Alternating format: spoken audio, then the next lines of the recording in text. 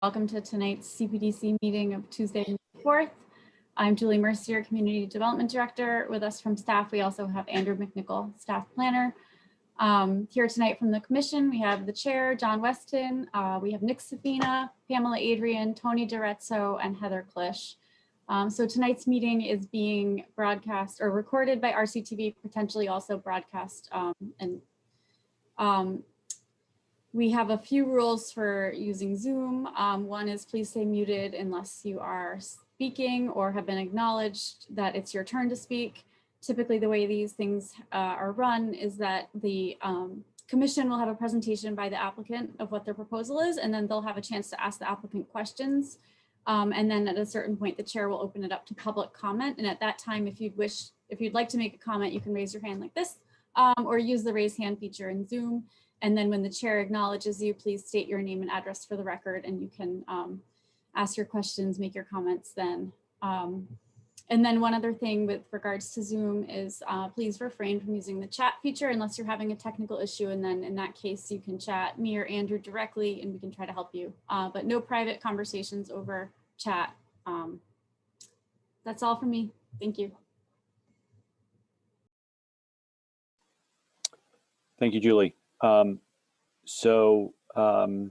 the first item on the agenda is a minor site plan review for outdoor dining at Cal's Creamery at 122 Main Street. And so I'm going to turn it back to you first, Julie or Andrew, right? Because this is a little bit of a unique situation, right? Because this is we haven't necessarily right.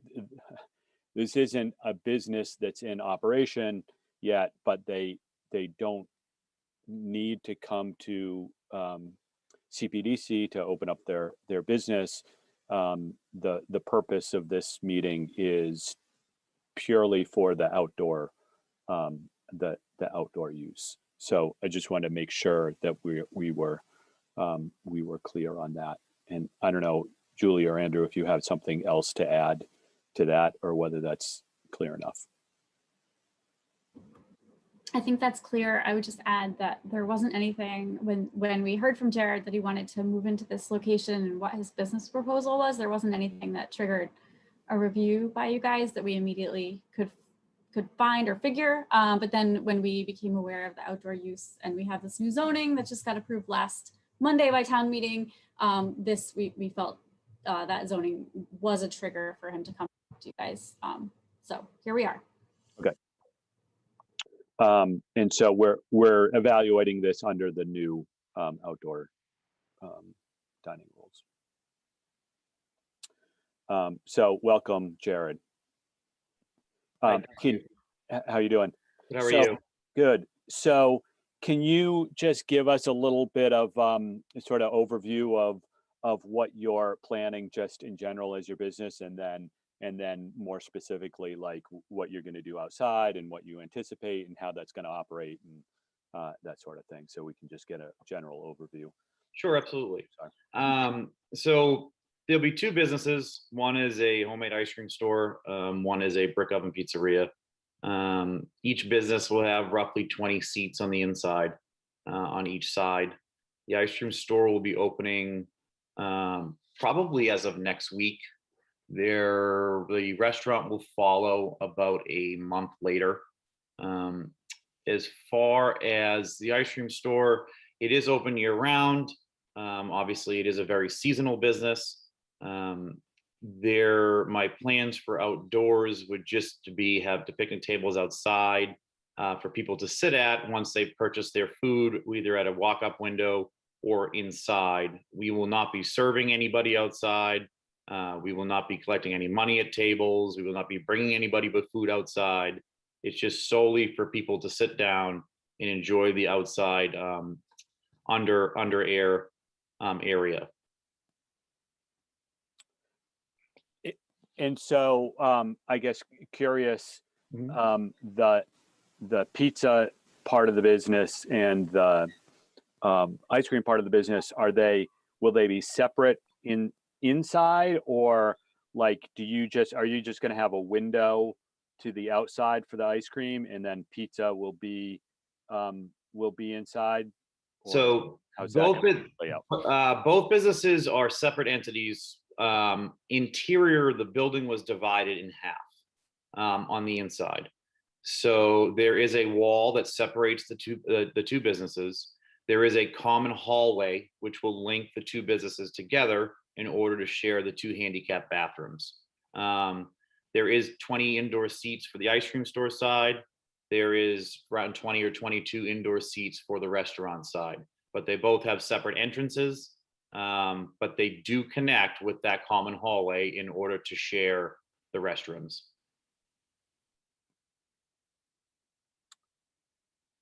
All right. That's not my, I was in there back when it was Calorizo's. I don't think I've ever been in there when it was Camp to Castle. So that's, I remember it as one big room, but obviously, they either changed it or right. That was a long time ago. So it was one big room up until we started doing interior partition walls. Oh, so those are your walls that you put in. Okay. Yes. I get it. Right. So, and then curious, will the two businesses have different, or could they have different operating hours? They will have different operating hours. The restaurant will operate Sunday through Wednesday, 11 to 8 p.m. Closed on Mondays as of right now. That's what we're thinking. Friday and Saturday, Thursday, Friday, Saturday, it will be open till 9 p.m. in the evening. The ice cream store in the summertime will be 7 days a week from noontime to 10 p.m. In the wintertime, we haven't quite decided if it's going to be noon to 9 or 2 to 9, roughly in that vicinity. And depending on how slow this end of Main Street is, it might even be 8 o'clock at night. Because this end of Main Street does die down pretty early at nighttime. So they will have different operating hours, yes. Okay. But within an hour of each other, roughly. Do you, in the pizza business, will it be all, I'm going to say, full pizzas, or are you going to sell by the slice? And the reason why I ask is, right, if you're selling by the slice, people will, I would think, be more likely to sit outside. I don't know, maybe people will bring a whole pie out. I don't know. We will be selling by the slice. Okay. Yeah, we have a display case in the front of select different slices of pizzas and on rice balls and different items like that. So that would be, I'd say we do a lot more slices at lunchtime than we would at dinner. Dinner is more takeout. Lunch is more eat in. More people hang around at lunchtime. Where the ice cream store, I would say, your more sit down would be probably afternoon, after school hours, and probably till around 7-ish at night, and 7, 8 o'clock at night, depending on how nice it is outside. And then it dies down pretty quickly. Okay, great. Thank you. Thank you. Others with questions? Just wondering, are you selling beer and wine, or? No, we are not. So it's something that I've thought of. I'm not going to rule it out for down the road. It's not something that I want to entertain right now. For a couple of reasons. One, it's a lot to take on in the beginning. Two, it's not, in my personal opinion, beer and wine at a restaurant and then having children at an ice cream store. It's just a better look with not having it at this point. How it goes down the road, again, that's something that I haven't ruled out, but right now it's not something that I plan on doing. And then the reason for my asking is just thinking about people hanging out outside. Exactly. Yeah, it's just not, to me, it's not a hangout place, and I don't want that. And beer and wine kind of adds to that at points. There's other restaurants in town, but they have bars inside that are pizzerias, and it becomes a big hangout. And that's not what I would want. And on top of that, even if I did apply for beer and wine, I don't know if I would want it outside, because I would want to see it in front of me versus outside in a parking lot. I've got a question for you. Sure. Do you have an established pizza and or ice cream location in another town? My family does, yes. Okay. Yep. And I So have this done is that. this is a Yeah. spin-off. Yeah, I've done it for 18 years over in Wakefield. Okay. The ice cream store I own has been around for 46 years. The restaurant has been around for 18 years. So Okay. this is me out on my own, and I'm partners over there. Okay. And your location that's in Wakefield, does that also have outside dining? It does not. Okay. It's more of in a strip mall plaza versus what this building is over here. Okay. That's it. We put, I mean, in the summertime, we put, in the summertime, we put benches out front, and people will sit on the benches up on the sidewalk, but there's no picnic tables or outdoor tables and chairs. Okay. And the picnic tables that you have Yes. located on that picture, does that take away from parking? No, it does not. Okay. Now, all of the picnic tables will be underneath the structure of the building. Okay. That was my next question. Yeah, so there's minus 2 of them in between Harrow's Pot Pies in the business. There's a 100-foot overhang that goes across the building by 16 feet deep. Okay. And that is where the tables would be located underneath of that. Okay. So this is undercover, that portion of it. Yes. Excellent. Okay. Thank you. Yep. I have a question. So, Gene, I'm sorry, we're gonna go through all the board members and then I'll open it up for. Oh, I'm sorry. Okay. No, it's okay, I didn't Okay. specify that. I'm gonna put myself on mute. Yeah. Okay. So, other questions from other board members? And why would you have 2 tables out away from the cover? There's a patio area out there. It's a brick paver patio area that is existing, that has been there between Harrow's and the old Calaruso building. So we just wanted to take advantage of it over to the right. Isn't that access for something? Trying to remember what's in there. There's a It's like, fenced in area along the side of the building. And there is all that's back there currently now is refrigeration units for refrigeration inside of the building. So it wouldn't be blocking any entrance to any of the fences. There's flower beds in front of it. I mean, one thing I noticed on the application, it says it's not a shared site. And technically, I guess everything's happening on this particular group of properties. Mhm. But the traffic pattern, the parking, the circulation is a shared resource. It is currently. Whether it remains a shared resource or not, we don't know. That all is dictated by what happens with Mass DOT. My piece of property has its own entrance and exit up front. And depending on what happens with the light structure, it would possibly have to have new curb cuts be put in. What do you mean the light structure? The pole that has the spotlights on it? No, the traffic light structure that's going to be changing out front. Because the new lights going in at the corner of Hopkins and Main Street. Yes. Okay. So is the intent to enter and exit from the north entrance? The south entrance? The intent right now is to leave it the way it is, where we enter from the south entrance and exit down the Harrow's Pot Pie exit. If that has to change, I have another entrance or exit right at the end of the building where those 2 picnic tables are to the right of that picture. That is another curb cut opening that we keep closed off right now to make it easier for both parking lots.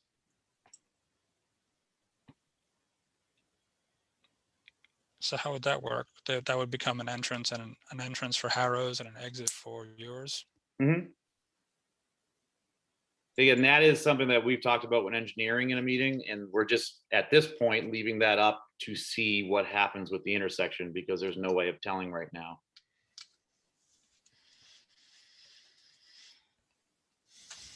And Julie, you guys didn't think this needed to come before Cpdc, huh? That traffic pattern. Well, they're not changing anything yet. Okay. That's You driven. can imagine what's going to happen when there's a light there.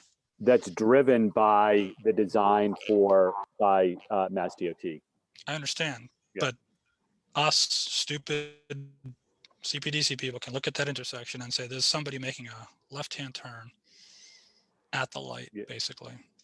So we just talked Right about after this the with light. Cal last week, and knowing that they were coming, he's coming to you today. And then there's the condition in the decision that if they do change things, they need to come back. So like if he changes the layout, the configuration, the curb cuts, whatever, that will trigger a site plan review.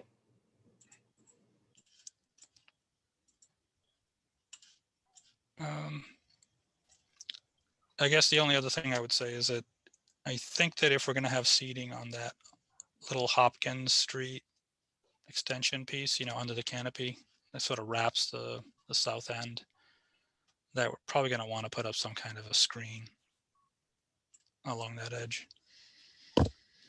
So I don't think it'll detract from the visibility of the building, and the visibility of the property is from Main Street. You know, I don't think anybody's going to miss it. So I think that if we screen that off, then at least we're affording some privacy to the residential neighbors across the street. Oh, nice. You know, like a trellis or something. It doesn't have to be a solid screen, but I think it has to be something that gives the people who are eating privacy and the residents some privacy. And then, so it's split into two now. What are we doing for signage? How do you calculate signage on that? If the common corridor, does that run across the front or across the back? On what? On what do you mean? I haven't seen the plan layout, so it's hard for me to say where there's a common corridor that connects the bathroom. Is that interior? Is That's that in the interior. back? Interior. So what are the takeout windows for? Ice cream. Those are for ice cream takeout.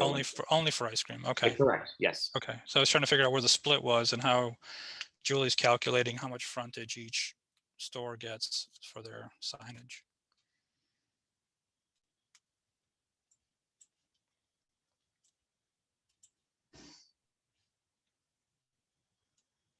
I think that's all I have right now.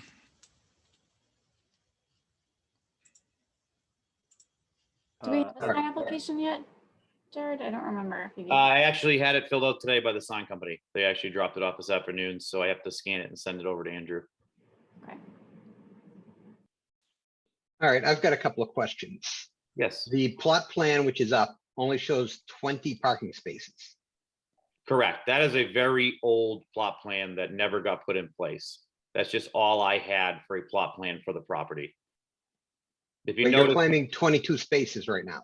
correct. If you notice, those parking spaces are going in a different direction than the way of the flow of traffic. The parking space layout is on the plan that I submitted to the town for my building permit. That was added on to the that plan. Okay, because that would be useful to see, so we know where the parking is. There's eight spaces out back and 14 spaces out front. Okay. So Sorry, you've got Outback roughly, Outback is, are you saying Hopkins is Outback or you mean the back of the? Yes, okay, so you've got roughly 40 tables or seating for 40 inside, correct? yes, All right, so I believe it's one parking space every four seating, Mhm. which means you need a minimum of 10 just for your seating. Mhm. And then plus the maximum on shift for two businesses. correct. I have a parking agreement with Joe Calaruso for employee parking at his site at 100 Main Street and his site at 150 Main Street, which is the building, the Lashies building and his farm stand building. Him and I have talked about that multiple times. So we have that in place. We can get a copy of that to you if you would like that. But that is the permission that he has given me. All right, so now let's discuss the tables. How big are they? 72-inch picnic tables. The 6 feet picnic tables, I assume that's 3 people per side, correct? Yes, All right, so 8 tables, 6 people is 48 seats. Mhm. For the ice cream, which only has 20 interior, correct? it's 48 seats for the. How do you base that on how many tables? I apologize. 8 tables. Okay. Well, they're shared amongst the two stores, the tables. They're not just for the ice cream store. Okay. the shared for the two, but even so, Mhm. you've got 40 seating for 40 interior Yep. and 48 exterior. Mhm. You can only, the point of this minor site plan approval is not to extend or intensify the use of the property, Correct. but you're already expanding 8 additional seating. And that's not including any that may be interior. Okay. So you'd have to come down on the number of outside tables and figure out how many you would eliminate from the interior. Or have a parking agreement with Harrow's, correct? No, And why is that? it has nothing to do with parking. The Mm. goal of the minor site plan review for outdoor dining is not to intensify the use of the site. Okay. So I have to come down 8 seats is what you're saying. And then there would be no seating interior. Okay. Yeah, but I guess the thing here, Tony, Yeah, if I can interrupt, I'm not sure that the 40 seats is, I think he's allowed to have more than 40 seats inside based on his parking and everything else. He just chooses to only have 40 seats. So his intensity, I mean, the way he could solve this is put 8 more seats inside because he's allowed to. well, and that's part of the problem with, we don't have a full site plan review. Site plan. Well, that's, yeah, but that's our own doing. That's our problem. Mhm. It's not his problem. That's the way that we set up our rules in switching from one business to the next. And he doesn't, All right. he doesn't, I don't agree with it. That I think there's a problem here, and this is the first obvious one, but there's nothing that he's doing that triggers our site plan review. And True. he carries over from the last one because it's retail to retail. It's or retail to restaurant, and it's in the same category, and there's nothing that triggers. So he doesn't need to. So, so, and I don't think he's maxing out on the interior space because he has those different agreements. Well, That's do the we way I have understood it. answers to finding number 8, which goes through this math? We're going to have to fill it in, right? So it says here that they're currently allowed 20 people within the indoor area for a total of 40 seats, right? So each one could have 20 indoor seats. 40 seats total. That's what it says. It says under normal circumstances, both Cal's Creamery and Cal's Brick Oven Pizza could each seat up to 20 people. So that's the that how- 40 is the max, right? May I ask a question about that? I just don't know. Please Is do. that how many they can seat, or is that how many they intend to seat? That's how many I told them that I was intending to see. Okay, so there's 2 different things going on here. There's Yeah. John's point to what is the max that they could seat, and this is incorrectly written. It should say that they are going to seat. This is how many he wants to seat.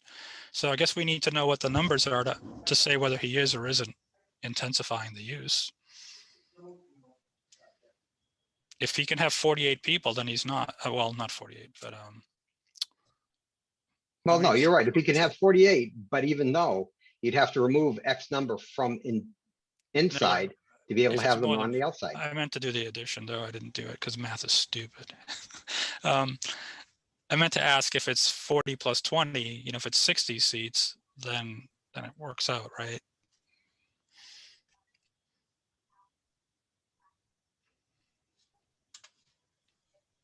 Well, I think we need to know, like, with the shared parking agreement, like how many spaces are they sharing? And I'd like to see that agreement. We talked about this a couple other times. I don't think I've gotten it yet, though. And But then I that shared think, agreement, Julie, that unless it's with Harrow's, the shared agreement is for employees, because I'm not going to park over at Lashy's and walk over here. I'm actually just going to walk to the place because it's near my house. But Yeah, but the total parking count for the restaurant is based on seating and the, number of employees on the largest shift, right? So if some of the parking demand is shifted to the Harrow site, right, then that opens up more space for more patrons and more seating. Right, but how many is that? Right, that's what I want 12, to know. How 12 many? employees, 12 employees. He can easily get 12 spots between the Lasky site and the Cal site, the other Cal site. I'm wondering how many spaces he gets with this shared parking agreement on the Harrow site. That's what I want to know. That's exactly, that's what that's what I was trying to get to as well. Those are the ones that count. So what is that number? I will talk to Wally about that tomorrow. I don't have a definite answer of an exact number of what that would be. Like I told you, Joe had no problem with all employees' cars. Wally and I can hammer that out and get you a copy of it. That's not a problem.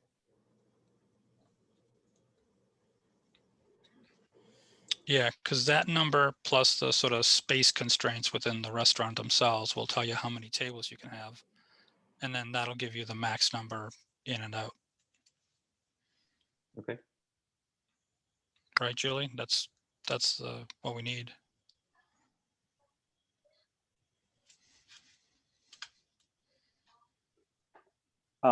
The other thing, Tony, that you brought up is eliminating tables from inside.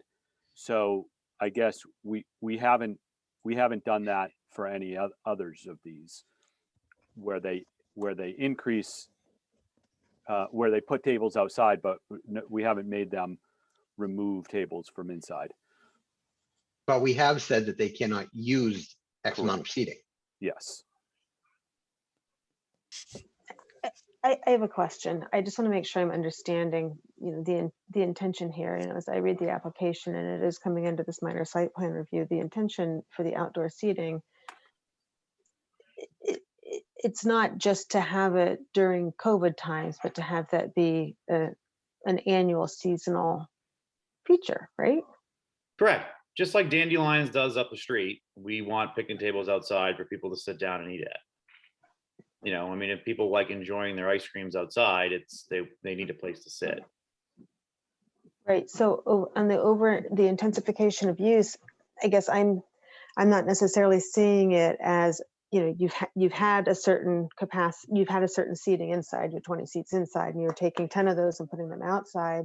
That's why that overall number of what you could do seems really important, so that we have indoor and outdoor. What's the seating that you have there? We're not. Go ahead. I'm sorry. So this ends up being, to me, feeling super bureaucratic, in that, right? He didn't have to come for site plan review, and that keeps him all inside, right? And then we just created this new other process to allow people to come, sort of would allow him to come outside and have seats outside. The other approach to this whole thing would have been, right, for a regular site plan review that had indoor and outdoor seating in whatever capacity it is, and not this little, not this thing about, well, under this set of rules, we can't increase the intensification because that's what the rules are, right? That's how we set them up. So it's a, right, there's a little bit of, we're bureaucracy here because of the way this is proceeding, right? And it could, I think probably the more rational thing, if it was done at a different time, or at a different location, would it just have him come through a site plan review, and then both the inside and outside would have been evaluated right along with the parking and all that. So if that makes sense. Yeah, but I mean, some of the other sites are sort of exempt from some of the parking, right? Because they're downtown, so you don't even have to take it in consideration. Here, we're just trying to do the math. That's all. Yep. If it's 40 people inside, it's 10 parking spaces for the tables. You need 12 parking spaces for the employees. That's 22. So if he wants to have 8 tables of 6 people outside, that's another 12 parking spaces he has to find on site. Right? Right, month that the it's number 12 for employees is just the maximum, like that gets you to the 22 parking spaces. I don't know if that's the actual number of employees he would have on the largest shift. That's what it says. It says with up to. It says 12 up employees. to. All right, but we have to plan. We have to plan for that number, right? No. What do you plan for? 6? Are you asking me? Tell me what you plan for. No, I'm just making a general statement. If we're saying that we have 12 at the largest shift, then those spaces have to be accounted for. Unless Those are they're- accounted for. Unless they're accounted for on a different site, correct? Exactly. I have no problem with them. I Okay. know that they're accounted for because I know you'll find there's more than 12 spaces to find elsewhere. Yes. Problem is you're going to need to show that agreement, I guess, and then what? And then the 12 spaces that we need on site are all set. We don't need to share with Harrow's. I can get that agreement for you tomorrow. It's not a problem. I just want the board to sort of agree with my silly Okay. math here. Y- If we I have think I'm 22 following you. spaces, if we have 22 spaces on site and we say those are all for customers, then that can accommodate 40 people inside and 12 people outside. 12 spaces outside, sorry, that's 48 people outside. If it's 1 and 4.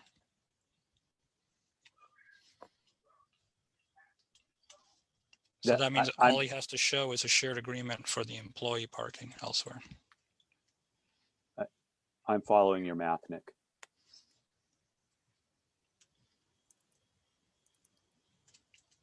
I am too. And I'm okay with approving this conditionally that agreement gets handed to Julie at some point, you know, once we hear from the abutters and stuff, but you know what I mean? Like we can approve this and say that there is a shared agreement. He'll produce proof of it. Yeah, from an administrative point of view, yeah, absolutely. I think we could do that.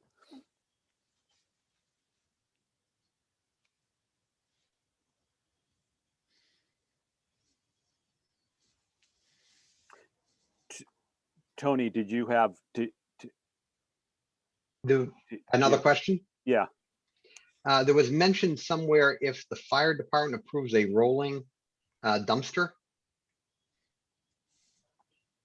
I seem to recall seeing that. I can't quite find it right now. But there is no dumpster on the plot plan that I saw.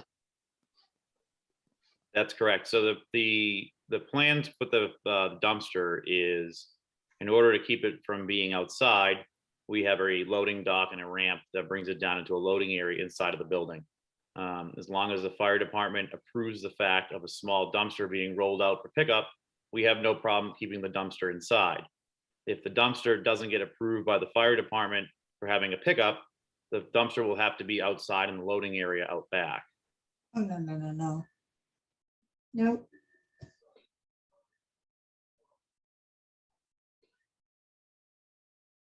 so. Okay, but so when will we know that result? I think Captain Nelson was looking into it. We talked about it last time when we spoke, and he had dealt with it recently, and it was something that he was going to look into again. So the dumpster would be rolled in right in and out of that garage door right there. If the dumpster isn't rolled out of that garage door right there, it would have to be in a small fenced-in area, which would be a small dumpster, and it just dumped more frequently than it would be a large dumpster. Actually, residential. So, right, that issue is there regardless of whether you have outdoor seating or not. Correct.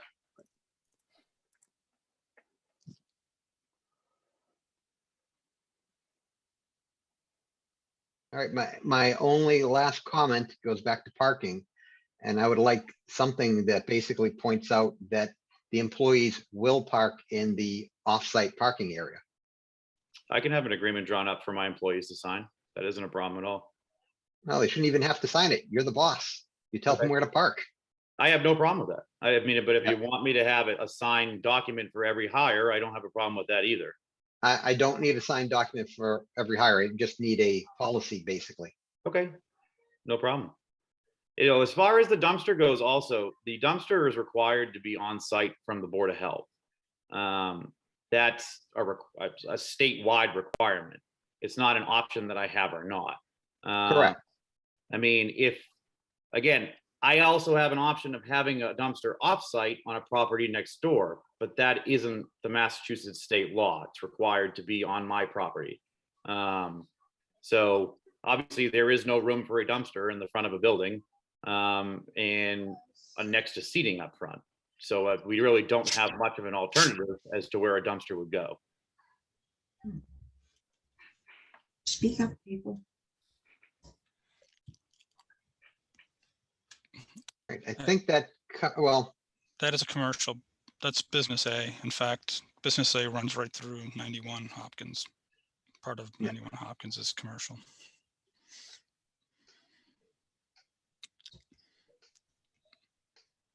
no, the only other issue I'd have would be lighting. I can see lights over the dock door and the side door. Yep. I don't know if they are motion sensed or timed. So the light over the dock door has been changed into a gooseneck light that shines directly down onto the ground. The other light is a motion censored spotlight, which was existing. I haven't touched it. It needs to be adjusted. The parking lot lighting, which is up in the corner, you can see it on the corner of that fence over there. That is an old style halogen light, which is being changed to a down light. So it shoots directly down at the parking lot as a new modern day LED. And all of the high output lights that are under that front overhang that were there have been changed into all recessed LED lighting. So it no longer shoots out everywhere. But as far as back parking lot lighting, the only one that would be there would be that light that you see up on the corner of the fence that is being replaced by a modern light. All right, that answers my questions for now. Thank you.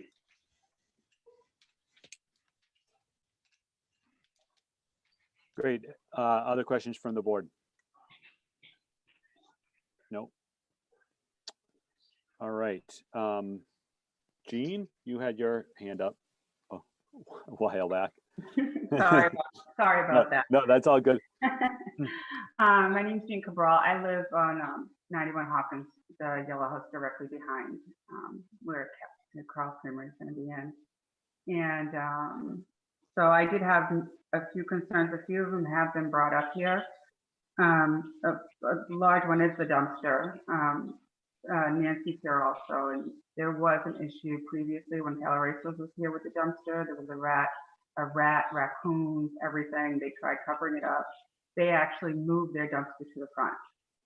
It wasn't in the back because even though this is commercial, and I understand that it's commercial, this is a residential street. So there's many, many houses on here, and we already have Dunkin' Donuts and their dumpster and their microphones and their speakers. So we're going to be stuck in the middle of this, but we already have a rat problem here, and it's just going to cause more on this side. And to say that you can't put it in the front, what is the reasoning that it can't be put in the front? What is the difference in putting it in the back? That's one of my questions. Should I continue? Yes, please. Okay, so my other is parking. Obviously, this is not a recent picture of, and it looks much better, Jared. Don't get me wrong, it looks beautiful in the back. But this is not a recent picture with the lighting and the canopy and that type of thing. But the parking lot itself, if you go a little bit towards the right, you'll see the brick building along the brick wall. That is pretty high to the right in there. When a car is sitting in there, you cannot pull out and see what's coming down. It's too high. Unless you have like an F-150, something like that. And we all know that there's a speeding problem on Hopkins. We all know that people take that turn like they're on the Indy 500.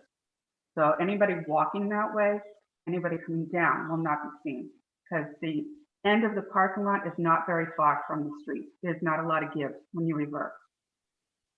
And I also have a question on where the handicap parking is going to go. How many spots do you need for handicap spots?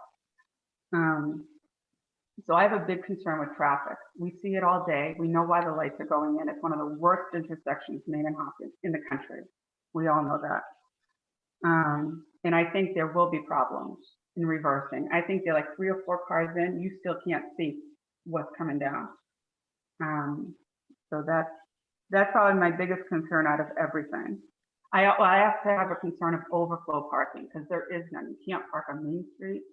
And if they're going to be parking in front of my house, are they going to use my driveway as idle parking to pick up? As you said, you know, you want it to be very busy, but with your business, if it gets busy, we get more trash, we get more noise, more parking problems, more traffic problems. And this is a very bad area here with the traffic. I'm going to move on.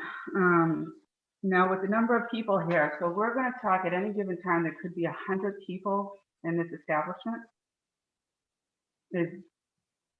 which is incredible to even fathom that there's going to be that many people in there. And I don't believe this was ever done or ever constructed to hold that many people in here. The parking was not, there's not sufficient parking for that. That's why I think people are going to be parking in front of our house, parking on Hopkins Street and around the corner. I'm sorry, where did the 100? Oh, sorry, 90, well, 90 people. You'll have the 48 seats inside or the 42 plus, I don't know, it's roughly 40 outside, correct? So there are about 88, 90 people. Yeah, That's so what it's seated for. And that's what you have to expect if you're going to have that many seats. You have to have parking sufficient, but also there's no overflow. And we know with Bagel World, I'm not just talking Hopkins, I'm talking Main Street also. Is there going to be a backup there on Main Street? Is there going to be traffic on our street? Are people going to park along the where the brick wall is, where the tree is? Are they going to park along there to get in here and grab an ice cream, grab a pizza, and then my driveway? I mean, I'm from Somerville. I know all the tricks. What you do to park, what you do to, you know. So as a resident, we were never notified of anything that was going on. And I know nothing was triggered, but it would have been nice to be notified that something was happening here. And I actually had to call the town to find out anything. And even then it was a question of whether or not they could tell me. Yeah. So I know it doesn't trigger anything, but a little common courtesy would have been very nice as residents. So I want to know if there's any other, I'm sorry? I will say on that, right, there's a lot of businesses that flip in, you know, a lot of businesses that come in and out of Reading in, you know, and I think as taxpayers, right, we don't want to pay our town staff to call every, you know, neighbor of every business that changes. So that's why we have specific rules on site plan review and when people get notified and all. We can't expect town staff to notify every abutter of every business that comes in and out of town. Well, this is pretty major. You're going from a small marketplace to potentially 90 seats here, 90 people in here. And this is not a small project. So, and I only bought my house 3 years ago, and I understand it's commercial, and I'm sure someone's saying, Jean, you know, you bought yourself a property that's in front of commercial. It's your problem. But I really thought anything like this, I would have been notified. And we could have had our concerns at that point, because there is going to be a traffic problem here. And it doesn't seem like in my discussions that it seems to be a problem for anybody else. So living across the street from it, we already have them. It's just going to inflate them. We already have the problem. So it's not that they're not there, they're there already.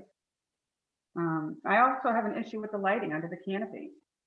There was a panel on the corner of the canopy that was pulled down. And I see all that lighting is exposed under the canopy. And it's white underneath it.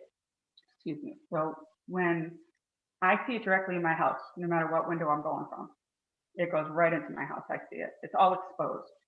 And I believe by the bylaws, that's not supposed to be like that. But I could be wrong. But I'm bringing it up. I also wanted to know there's a pole there now, and there was going to be illuminated lighting there. It's right in front of the canopy, which is right in front of my house, my line of view.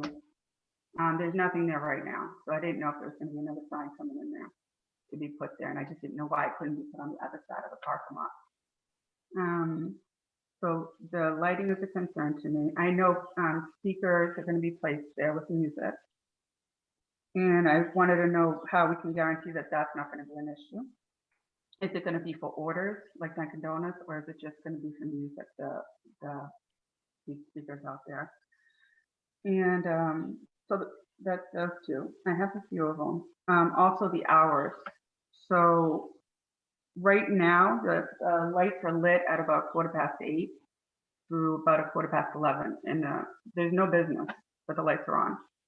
I did tell Julie about this, and is that going to be the case when they're closed at 9 o'clock? Are these lights going to continue to be on when they're not in business? Because I think for the bylaws, they're supposed to be off.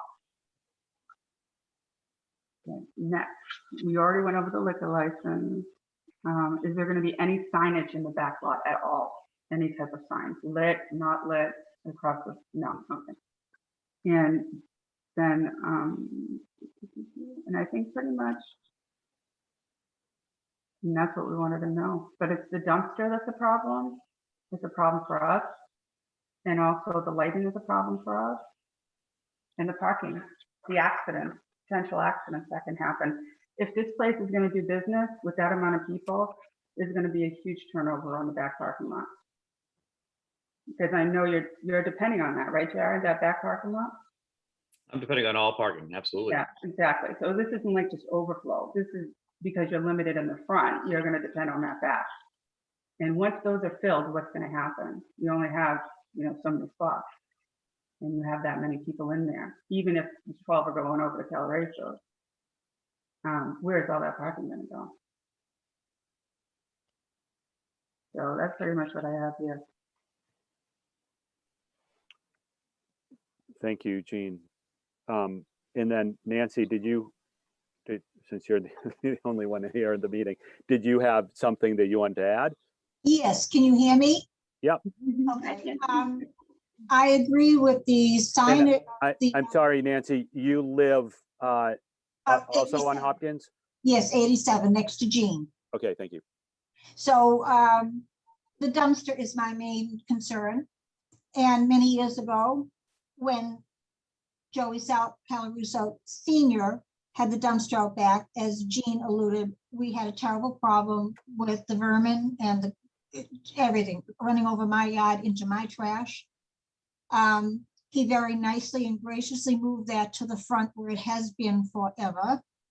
He even double bagged his products when he threw them in the dumpster, but it didn't make a difference. He moved that dumpster at some point in the front of the building so that we could have some peace and quiet and no animals. And I really strongly object to having that at the end of my driveway. Not only the appearance, the odors, and everything that it would attract.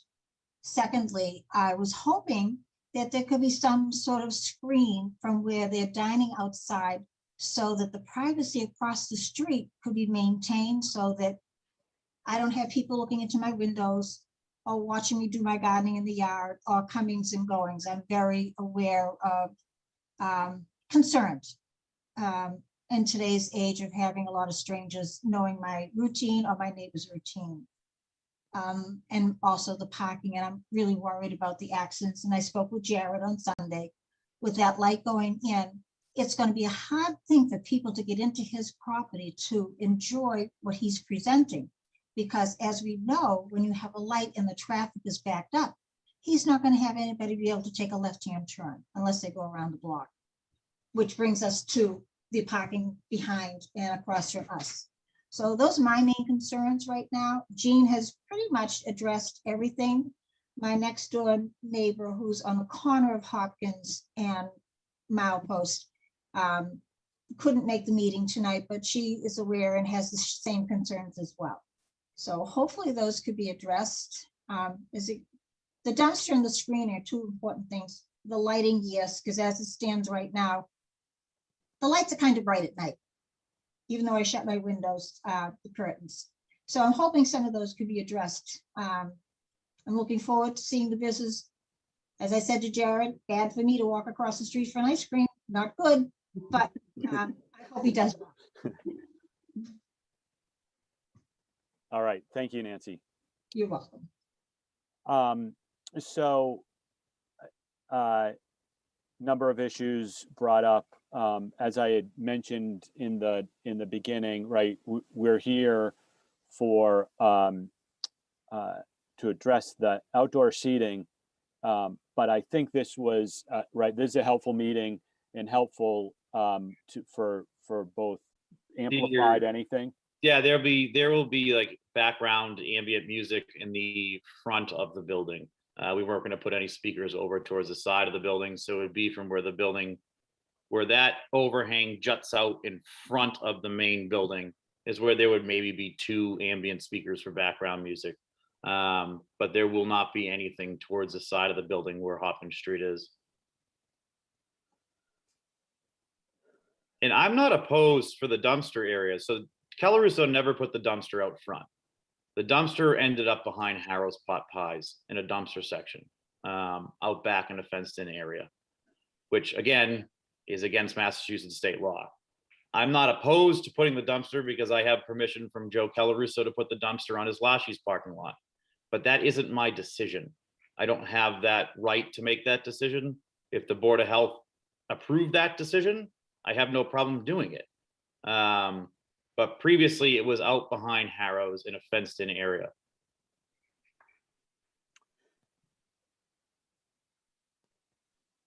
Okay, let's come back to that. I'm still on the amplification and the speakers. I guess my impression was that we have some restrictions, some bylaw restrictions about outdoor amplification speakers. Now, I know that like the gas stations have those annoying, right, the little the TVs that then produce all that noise. But other than that, and right, we did not approve that. Other than that, I'm not sure that we ever approve outdoor music or amplification. And am I wrong on that, or? Just for Tread last week, Well, that I can think of. except that the nuance there is that their amplification is indoors and they're opening their doors, and so they're not setting up a amplification outside. That's true. John, as far as I'm aware, the CPDC has never approved outdoor speakers. There is one exception, and that was the Circle K that was approved back in 2002. And as you know, there is no Circle K in town because that was fought and stopped. But the general bylaw, section 7.8 only allows loudspeakers for transactions with customers. So while the gas stations may be having their ads and running their little TVs, they're not supposed to be. The question is whether somebody complains about it, in which case the town would have to do something. I mean, that's not a remote sticking point for me. If you guys don't want me to do outdoor speakers and it makes everybody happy, I don't have a problem with that. Okay. Yeah, I just don't think, right, we've never approved that, and right, What about at Biltmore? Does that have outdoor speakers for their dining area? No, they don't have music out there. Nor do they at Bunratty's. Right. Yeah, I don't think we've ever approved outdoor music because Reading's fun. Well, is there even the allowance for it in the bylaws? I'm trying to remember what if there's anything that says anything about outdoor amplification other than transactional in the business district. It's not a zoning bylaw, it's a general bylaw. The general bylaw, okay. Well, that's something that they could always come back for if there's a mechanism and some rules for it, I guess, if we don't have anything right now. Yeah. That's not going to make or break it, frankly. It's going to be the quality of the pizza. I know the quality of the ice cream. Yeah. On the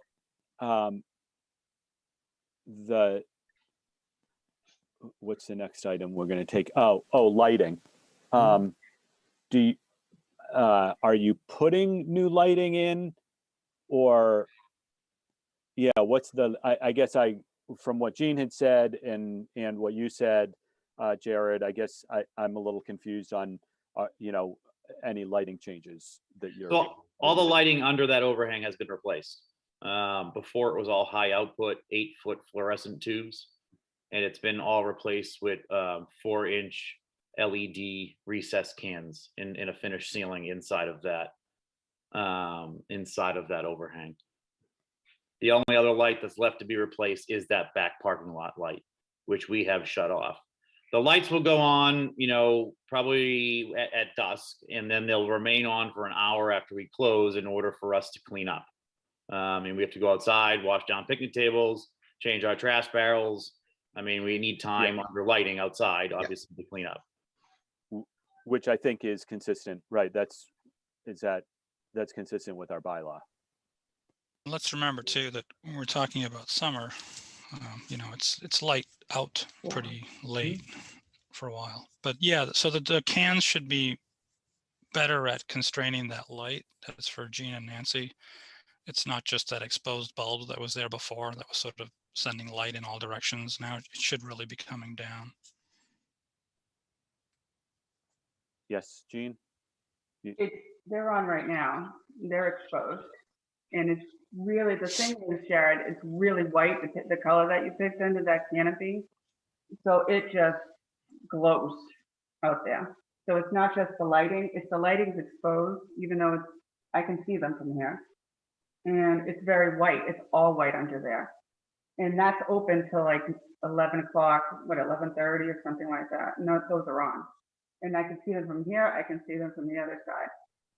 And I thought with the bylaws that it was covered up before, and it to me, it wouldn't matter if it was the other lighting or this lighting, it's still exposed. Why was the panel taken down? There was no panel there when I acquired the building. Was, and I think you pulled it down. There was a panel there. I was on the end of Camp to Castle. There was no panel when I acquired the building. I don't even know what we're talking about. The cans are all recessed 4-inch cans. They are 2700K, so they are a yellow light. They're not a 4000K. They're not a 5000K. There is a pole light in front of the building on the Reading Municipal Light telephone pole that is a 5000K bright white light. That, to be honest with you, I don't even know if I want it there. But that's a discussion with Reading Light. The lights that are there are just recessed 4-inch cans. They're 2700K LEDs. I mean, the whole. I'm more concerned with the bylaws. The bylaws do speak of exposed lighting. And this lighting. I don't think that's true. I don't know where that comes from. We usually ask businesses to shield lighting. Yeah, and there was, if we look at a picture when I purchased the home, there'll be that panel there. Right. I saw someone take it down and I went, whoa, what's going on over there? There is, Nick, isn't there is something about exposed light source somewhere in our bylaw, and it might be the design guidelines, right? But I guess the other thing is depending on your I guess say your point of view in the topography, right? You can't always hide the light source from every single point of view, and I think right part of the problem with your property is because you are lower, right, and you're looking up at the underside of that canopy, right? Essentially, that's the issue, right? Excuse me. I'm just wondering why the panel was taken down and not put back. Forget about the panel; it's gone. We've asked them to put up a screen potentially, so let's work on that. Yeah.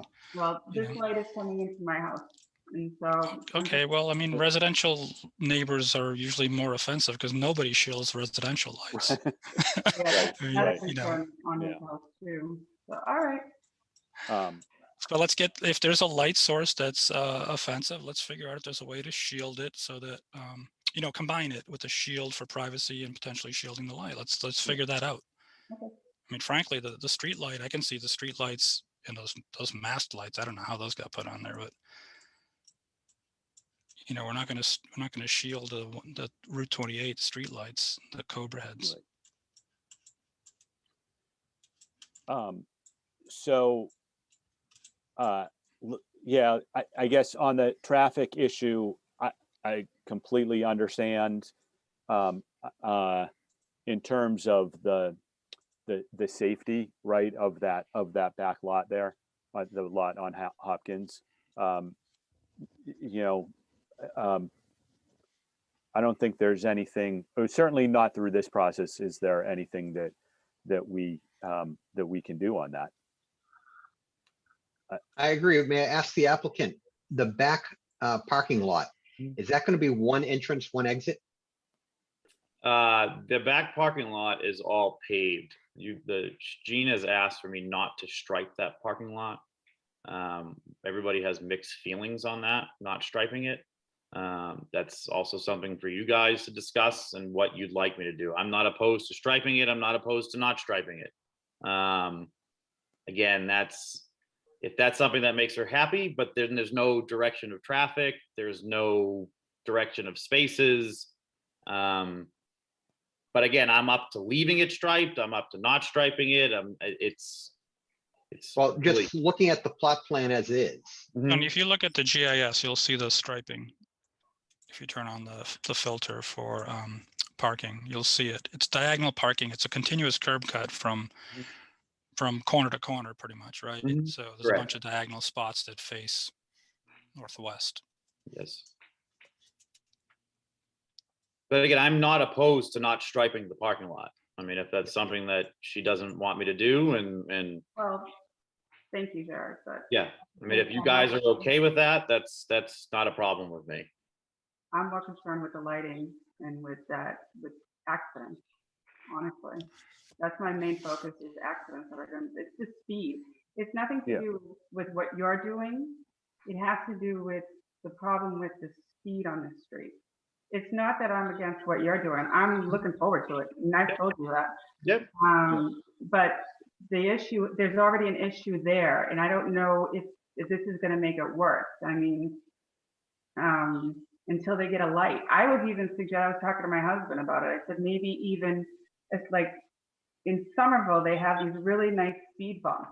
They're kind of under instead of being over, but they stop people. So anything to stop people, they fly. You see it, Jared. You've been working out there. You see what it's like.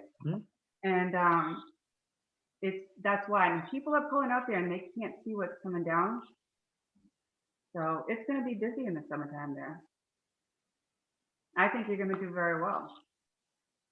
So the folks that used to park down there when it was Caloriso's, right? I assume that no one parked down there when it was Camp Castle except for the owner, right? Because there's no access, right? You have to walk, right? Or No, is there's there a stairway that brings you right up front. Yeah. Okay. When it was Caloriso's, did those spaces get used? I mean, right, there's nothing, I guess my point here is that back when it was Caloriso's, right, and it was busy, right, there's a lot of people in and out of there. There is nothing that changed regarding the light. It was on the other side though, right? Yeah, no, I right, and I think that most of the parking will be on the other side here, but there is nothing that changed regarding the light, regarding how much people speed, regarding how much traffic there is. There probably was actually more traffic back then. You know, like, I guess and I'm not saying there's not a problem, but there's nothing that has created a bigger hazard than it was, you know, for the 20 years or however long when Caloriso's was operating there. There's going to be more traffic. There's going to be more people in there. They wouldn't have 100 people or 90 or 80 people in there. So when Harrow's, when Cal's was open, Harrow's was still a restaurant.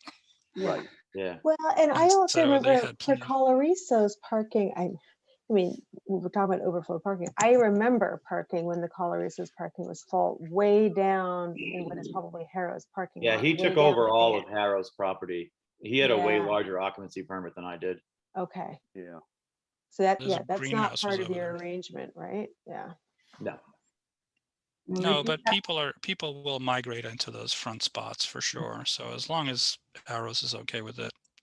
Yeah. They also close, Harrow's also closes at 7 o'clock, which is a good thing because we actually pick up around probably 7 o'clock for ice cream in the summertime. So there'd be a lot less cars in that vicinity. It's also his off season. They are very slow in the summertime as well. But you do have to acknowledge that Hopkins is not commercial street. It's not a main road. It's a residential road, and there are people walking. There are people walking their dogs, running, kids on their bikes. This is residential, and I understand it's commercial, but it's not a main road where people can, there's no spots designated like there would be off of Main Street, you know, like Christopher's or something like that. There's no overflow. There's nothing. And when it gets busy, me and Nancy are the ones who are gonna feel it. But it Yeah, seems like there's nothing. I guess Commercial.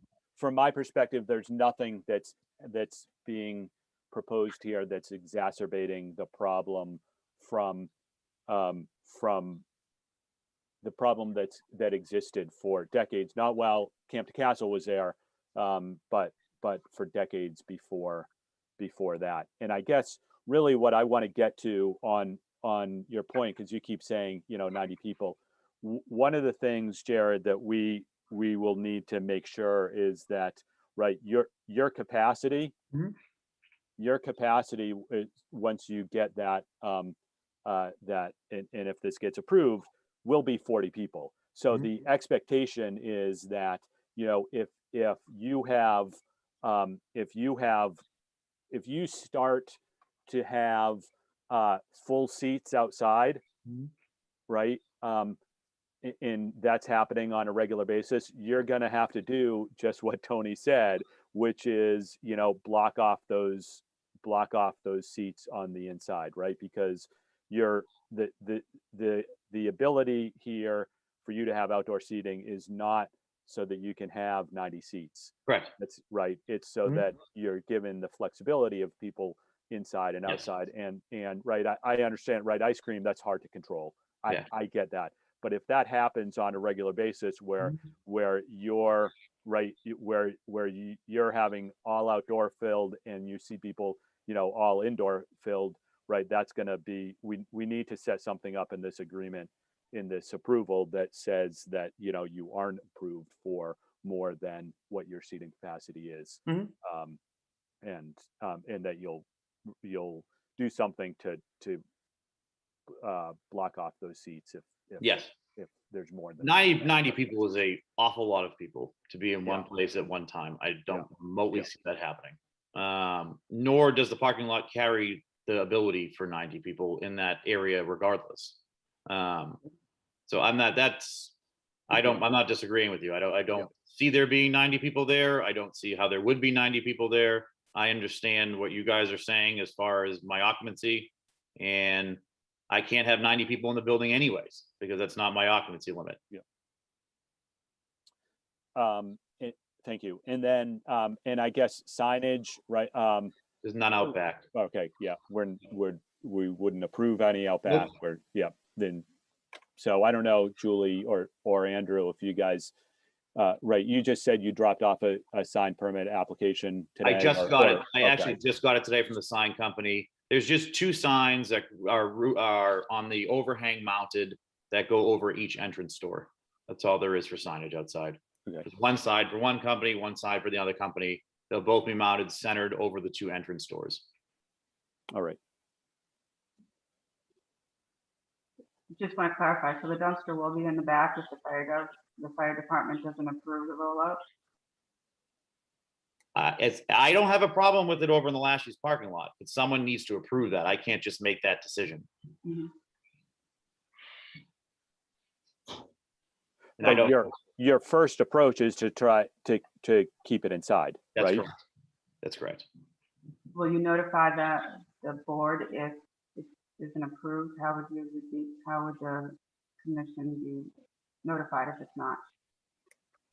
To be honest with you, I think it's up to the Board of Health. I mean, as long as depending on what the fire department says, then it's in turn with the Board of Health of where they want me to do that. I don't think it's my decision or the board's decision, to be honest with you. I don't know that answer. I mean, you guys would know better than I would. There's a very good chance it's going to be in the back. I just where is it going to fall after Jared? You know, he can't control the situation. So is there any chance that it can be moved to where Jared's talking about? That is a Board of Health. That's a Board of Health decision. Okay. And how do we give them, how do we go by that? How do we start that process if the fire department doesn't approve it? That's a good question. Well, right, they have meetings. I've attended a few. They're usually during the day. I don't know if they're still during the day. I honestly, I'm sorry, but I don't know that process. I'll be in contact with Captain Nelson tomorrow and try to find out more on that answer of what they will approve or not to be inside the building or not. And then obviously I have a meeting with the Board of Health coming up this week. We have to set something up for the beginning of the week coming up regardless. But like I said, I have no problem asking that question. I have no problem having it in Lashy's dumpster area, but it's just not a decision that I make. Right. If you can make a good effort, I would. Yeah, I have no problem with that. It doesn't bother me at all. To be honest with you, I'd rather it over there anyways. It's just, that's up to them. I'd rather it not be out back, and I'd rather it be over where Lashy's is. Okay. Pam, you're on mute. You're on mute. You're on mute, Pam. Sorry. Okay. All right. This is in regard to any loudspeaker systems. If somebody orders up a pizza or places a large order for Sundays or whatever, how does that get communicated? And what's your volume going to be like? We don't have any loudspeakers. There's no speakers for any windows. There's no speakers for any takeouts. It's just slide the window open. We talk to you, and that's only for ice cream.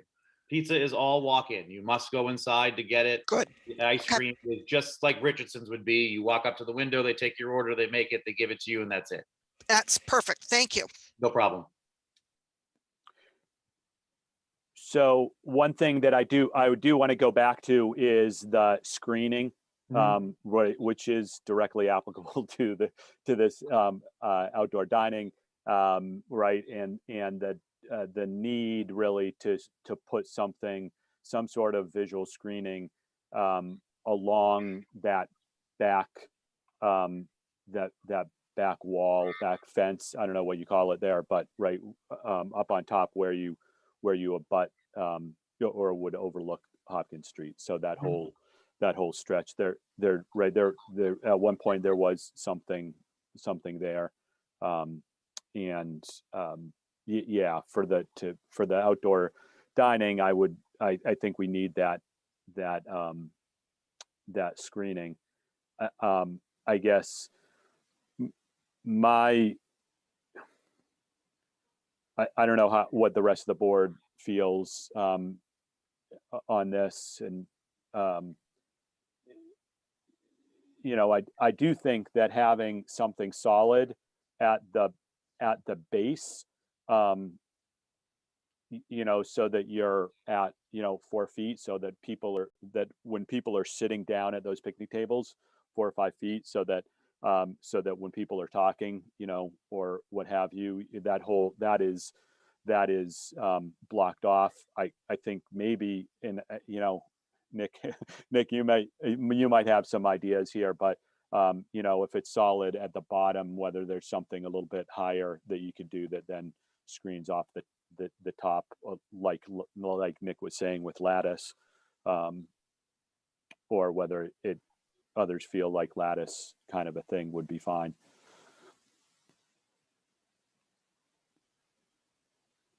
Thoughts from anyone? What about one of those kind of fences, Nick?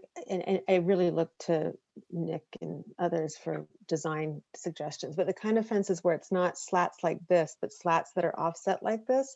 So here's my thinking, is that when it's solid, it gets really hot if you're sitting there. And so, I'm thinking of some sort of screen that can provide privacy to the houses, but then also not let any air circulation through and get it really hot. I don't have a I problem. hate sitting in solid hot places. So that's what's on my mind. I don't have a problem with a 4-foot solid fence. But once you start getting higher than that, it's just becomes a very big wall of fence.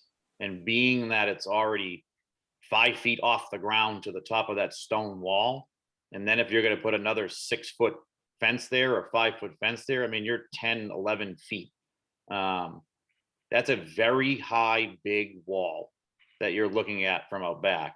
That's a 4-foot fence that's there right now. I don't have a problem making that a solid 4-foot fence.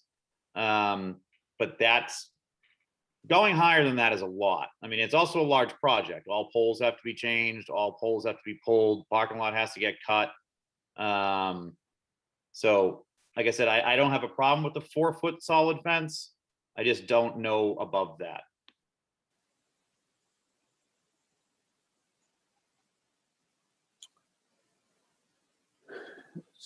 So I would say, right, typically a 4-foot fence doesn't do much. But given the grade differential here, it's hard to know, but 4 feet might actually work. I mean, you'd be 9 feet off of that back parking lot. Yeah. And the other problem is I don't want to not be able to see the back parking lot, because if a kid goes down the stairs and runs out, the parents don't know where they are. Yeah. So you have to have some type of vision into the back parking lot. I do understand what Gene's saying. I don't have a problem with the 4-foot. I think it would definitely help.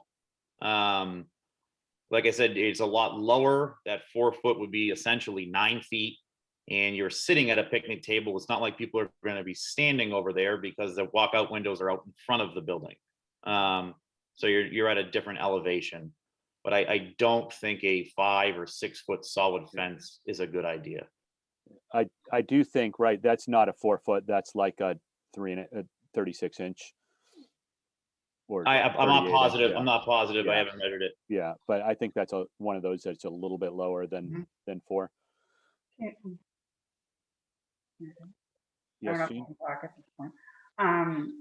Is there anything that can be done around the canopy itself, or does it have to be where the fence is?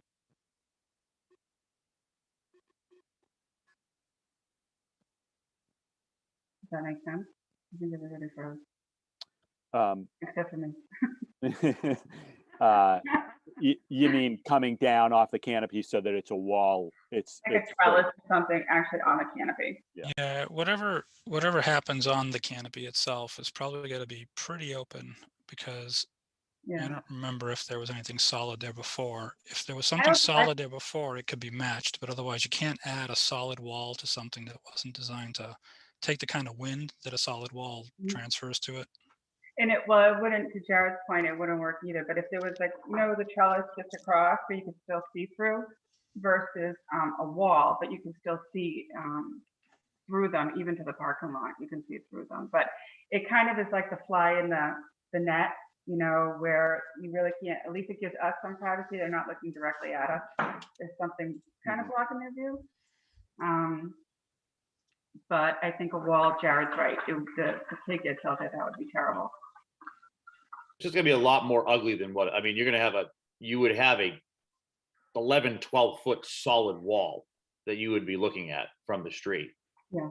I'm just talking about the canopy itself, like a trellis around a canopy. The problem is the canopy ends a lot shy of where that fenced area is.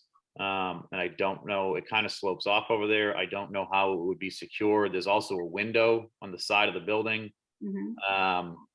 So I don't know how that would work. And I don't know how it would secure it. And I also think it's a building department thing. I mean, that's adding to a structure of the building. It's a trellis though, not a wall. So it wouldn't have to actually connect to the building. It would just, it's like an end trellis that I have behind where my pool is. The trellis right there, trellis wall. Yeah, but It's just a suggestion. I'm not a building person or anything like that. I'm just making a suggestion, but I understand your point about the kids. I agree with Jean about a trellis, something just to break the plane of view. So there is some privacy for us, that our comings and goings are not so apparent to everybody sitting there.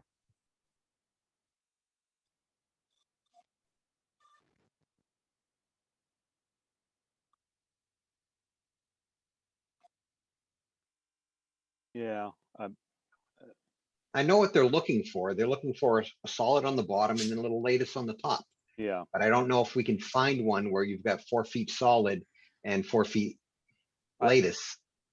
I actually know that, right, that's not a stock thing, because I honestly, I tried to do that when I had little kids, to put something around our pool so that they couldn't look into the pool, but I could see into the pool.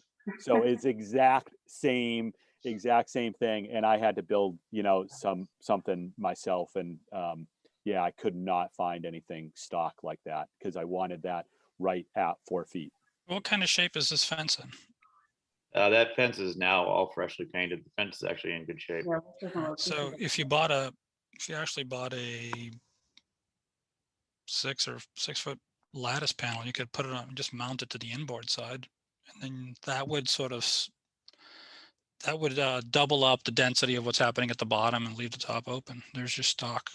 That's just Oh, a I stock think that's piece. what I meant, is a lattice, not trellis. Yeah, but the lattice has to have some type of support. You can't have 3 feet of lattice not attached to anything. I would have a frame, just like a 2x frame. That's it. That's the free advice you get. You want me to design it for you, I will, but I designed enough stuff on that site. So I guess I think that's the issue that's at hand, right? I mean, we've talked through the other items, and I don't have a strong opinion either way about, I can see both points of, a taller screen up at the top and something solid down at the bottom. I do think, right, that if you're sitting, if it's a 4 foot fence and those people are sitting, they're not going to be able to see over the fence down into your yards, just because of the topography there, right? Because they're that much higher. So but then as soon as they stand up, they'll be able to look over and look in. To So some degree, to some degree. But, Yeah. I don't think it needs to be solid at the bottom. If it was the lattice, it could just go. Is that what you were referring to, Nick? It's just a lattice piece that can go up and be attached to the wood panel, or the wood pieces. I'm not even speaking right anymore. Something like that. Yeah, it wouldn't have to be solid at the bottom. It's just something to distract the eye. I mean, I don't have a problem making it solid at the bottom. It's just, again, you're talking a very extensive project to pull fence posts and change heights of things behind a retaining wall of a But no, paved parking lot. I get it. I think what I heard Nick talking about was doing something like a 6 foot lattice structure that basically attaches to the fence that you've now freshly painted. Correct, but I do kind of get that. It would have to be, now you gotta understand, a fence is recessed on those posts. Right. So it's not gonna sit flush on a fence post where every so many feet you have a post that doesn't sit flush with a fence. And then you'd have to figure out how to secure the top of that lattice from blowing in the wind. I mean, it's not just, you can't just go out and screw up a lattice to a fence. Yeah. Building wise, nor do I think the building department would allow it. I mean, that's a whole different ballpark. I mean, changing a fence out is one thing. Attaching something to a fence or a fence post is a totally different story. So I don't. Can it be made into a 4 foot fence if it's a 3 foot fence right now? Yes. Can it be made into much more than that without a very large, extensive project? Probably not. And again, like I said, I don't have a problem with the 4 feet being solid. That doesn't bother me. It's just once you start getting over that, it's a whole different ball game. can a lattice be attached to the canopy itself, like the canopy, not the fence? No, there's no way. There's no way of attaching the lattice to the canopy because it wouldn't go anywhere. I mean, it would have to go from a canopy that's 10 feet off the ground to where there's no end posts on the end of the canopy. There's no bottom post to attach it to. There just wouldn't be structurally. There wouldn't be a way of doing it. Again, and you're changing the building structure. A lattice that is large enough just to go from one post to the other. What's that? You couldn't get a 6-foot piece of lattice that would go from one pole to the other. Well, that post is recessed 4 feet into the structure. Right. There's no but a lattice- corners. There's no Well- corners. It can't be done. Can we move on? It Yeah, can't be let's, done. yeah, so, right, the perspective here, and I think you're hearing this from the board here, is that if you want outdoor tables in that area, you need to provide screening. Mhm.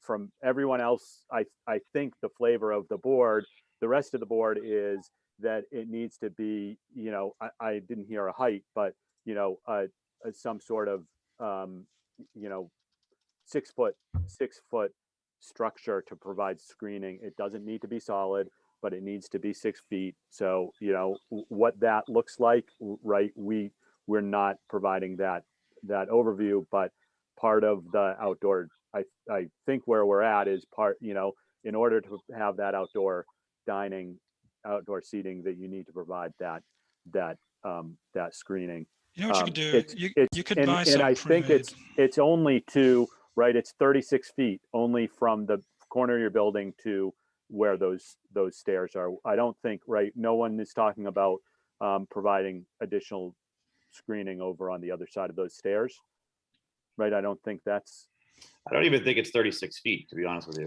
So might even listen, be less. why don't we So- do this? Why don't you just get some of those pre-made planter boxes that have a lattice backup, right? And space those across there. Say, you know, they're usually like 36 inches wide, maybe 48 inches wide. Mhm. So you just space them, not all together, but, you know, some distance apart. You know, maybe get 6 of them or something, and you could put plants in there, and then it would dress up your side and it would provide that lattice screening, the additional screening on the other side. Okay. That doesn't affect the fence at all. You can buy plants from Joe. He'd be all happy. Put them in there. I don't have a problem with that. That's fine. So you want to just space them out, buy them, space them out, and have them with the lattice I backing. think if you had one in every panel, right? At least one in every panel. Just trying to figure out what the spacing is on this fence. But if you had 1, 2, 3, 4, looks like 5 would pretty much create a good screen across there. They're probably $100 a piece. Hmm. You know, I don't know. That's my thinking. Then you don't have to deal with posts. You could pull them in, you know, in the winter if you wanted to put seasonal plants in instead. Mhm. So that's an option. Okay. I don't have a problem with that.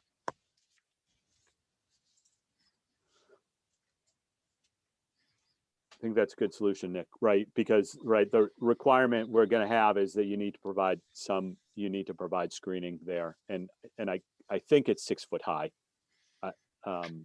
screening. Yeah, it's probably that. Yeah. That's Yeah. probably what these come out to. Yeah. You know, and the bottom 20 inches is probably solid. The box is solid. So. Right.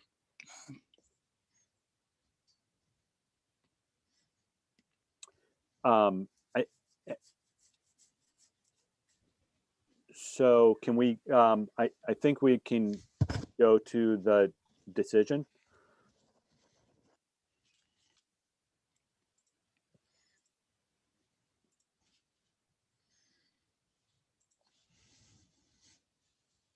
Can you see it? Yes.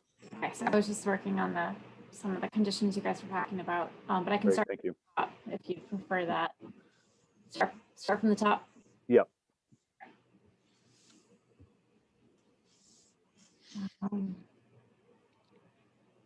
So the usual stuff. The materials provided, the same findings as last week. So the thing about the Attorney General and at-risk activation of the permit before we have Attorney General approval of the zoning. Site specifics, existing conditions. which we do need the applicant to help us fill in some of the blanks. We'll work on that tomorrow. The proposed use, picnic tables, where they're located, and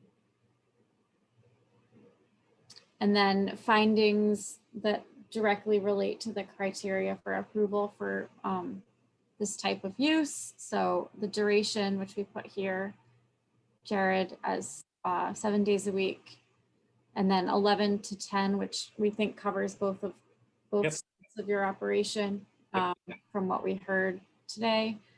And then annually, something you're looking for, obviously, every year. And then we mentioned the site circulation and access and the curb cuts, and a paragraph here about how that situation may change given the Hopkins Street signal and the location of that stop bar, what we talked about at the DRT last week or the week before. Yep. With the town engineer. And then just so you're aware, any restriping of the parking lot or change to the parking layout may trigger a full site plan review by the Cpdc and or the provision of handicap parking spaces, right? Mhm. We talked about that as Yep. well. And I added a condition that has the specific language from the zoning bylaw about the triggers that the parking change and access triggers that would trigger full site plan review. Parking, we just have a general statement that it's not impacted because this proposal is not using parking spaces, but then we break down the parking under this intensification of use paragraph here. And so we just need to do a little math and kind of figure out what your seating capacity would be based on the parking that you have on your site and through your shared parking agreement. As discussed at length earlier. And then for structures and furnishings, we just mentioned the trash receptacles. We didn't mention the picnic tables, but I mentioned them here under materials and products. I probably need to move that.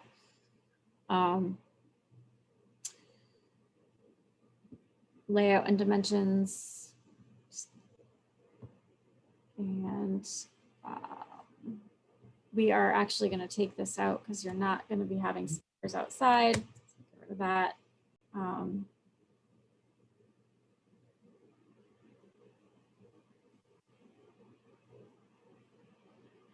And then we have this visual impact. And we can update that based on the conversation tonight. Yep. Signage, none is proposed here, but we will get a separate application from you. And then you mentioned coordination with the neighboring site. And then we do want to get a copy of that shared parking agreement. Yep. Okay, and then for conditions, we have just a standard condition. This is for minor site plan review only. So there are other things you do on the site, like the Cpdc retains the right to have you come back if there are any triggers for their review. And here's in the parking layout, here's where I cite the bylaw that says if you make certain changes to the parking, you have to come back for full site plan review, right? Yep. Seating limits, again, we need to figure that out. Safety measures, the fire department, I believe it was the fire department, asked for curb stops or bollards to protect the patrons sitting in the seats from cars driving into them and to protect the canopy. Yep. As well. Yeah, Also. Captain Nelson and I spoke about that. We were doing the curbing. Great. Again, we specify the hours of operation, seasonality, annual recurrence of the use. The season that we've been using is April 1st to November 30th. Is there any reason you think we should have a different season for you? No, that's fine. Okay. And then for before you establish this outdoor seating area every year, you'll need to just submit something in writing to staff saying that you're complying with this permit and nothing's changed, or letting us know what is changed, what is changing, or we can even come visit you and just check it out. We'll need to just do that every year before you establish the use. Yep. Again, the shared parking agreement, just that copy. Now, getting into the conditions from tonight, no outdoor speakers are approved. Mhm. The dumpster trash, I just put this, that you'll strive to get approval from the fire department for a rolling dumpster inside the building. However, if not feasible, you'll then apply to the Board of Health for a dumpster on the neighboring site. Does that seem right? Yeah, that's fine. I mean, if they don't approve it, then that's obviously, that's a whole different story. But yeah, no, I have no problem doing that. I would rather it over there anyways, to be honest, so. And then lighting, I think we might want Yeah, some information there. all I said was just an hour after close, just so we can clean up, that's all.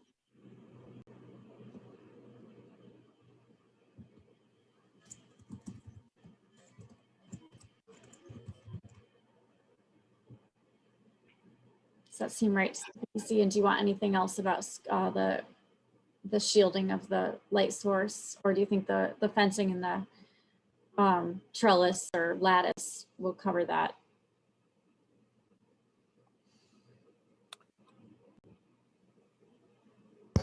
I haven't seen the light fixtures. If they're recessed cans, they really shouldn't be spreading too far, but they'll be above the level of the lattice no matter what we do. Yeah. So I don't know what the issue is there. We'd have to look at it if you really want to address it.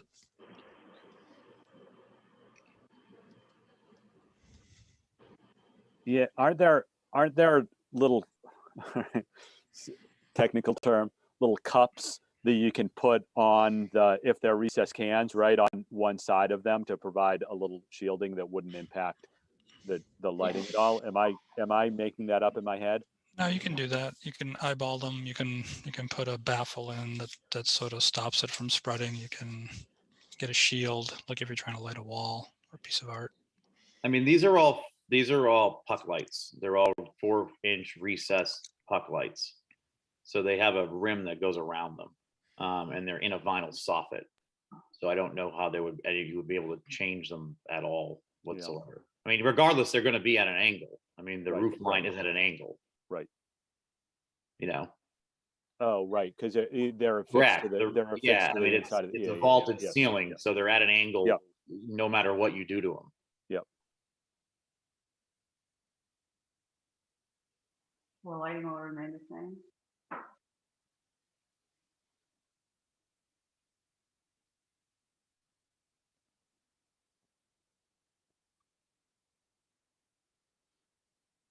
Is this screening condition more or less capturing what you were saying, Nick and John and others? I was having trouble following it.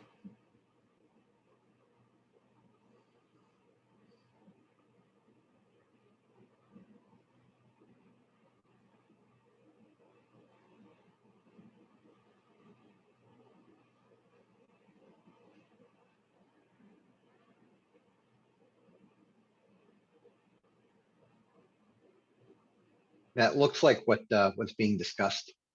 The only other point was that it did not have to be continuous, that there could be small gaps between them.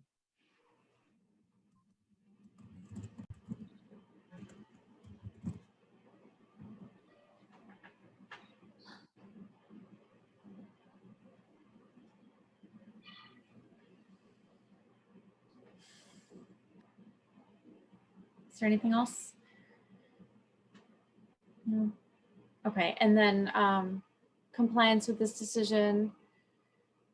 So if there are ongoing problems, Jared, is there a condition that you work with staff to come to a solution and that you may need to return to CPDC to amend the decision? And then if you want to make any modifications to this, we do have a minor modification process that we can guide you through. So that's that. Did I get everything? I'm trying to think if I got anything.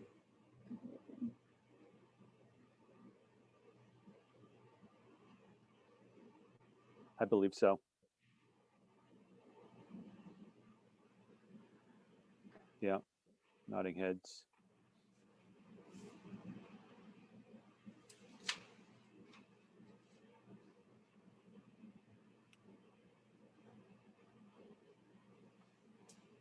All right. I think that covers it. I think,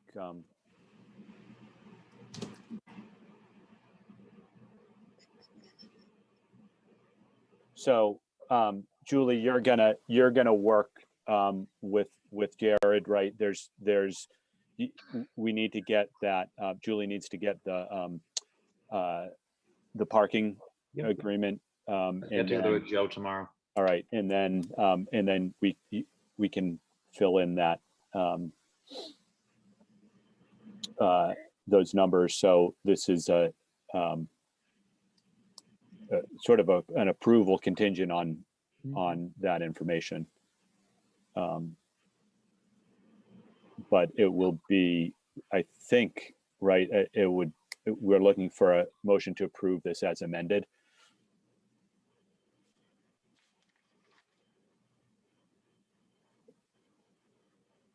I'd make the motion, but I don't think I can. I can No, make I the can do motion. that. I was just looking at the top. Go ahead, Sure. Pam. Okay. Motion to approve the minor site plan for 122 Main Street / 82 Hopkins Street for the business Cal's Creamery and Cal's Brick Oven Pizza Company, Jared Palladino, owner, as amended in this document, noting that we still need the parking agreement with the other business and the finalization on occupancy for inside and outside seating. Anybody? Second? I'll second. Thank you. All right. So we'll have a roll call vote on this. Start with Heather. Yes. Nick. Oh, you just muted. Nope, we can't hear you either. I'll come back. Pam? Is that a yes? Okay. The video will say that's a yes. Linda? Yes. John, yes. And Nick? Thumbs up. So that's a yes. All right. Great. Thank you. And right, I think you got right some good feedback from the neighbors here. Yes, absolutely. And hopefully, right, we hope that you're successful, but not so successful that you have parking all over the place. Thank you very much. I appreciate it. So, all right. Thanks. All right. Thank you, everybody. Hey, everyone. Jared, Yes. everyone. Oh, I just said thanks. Oh, thank you.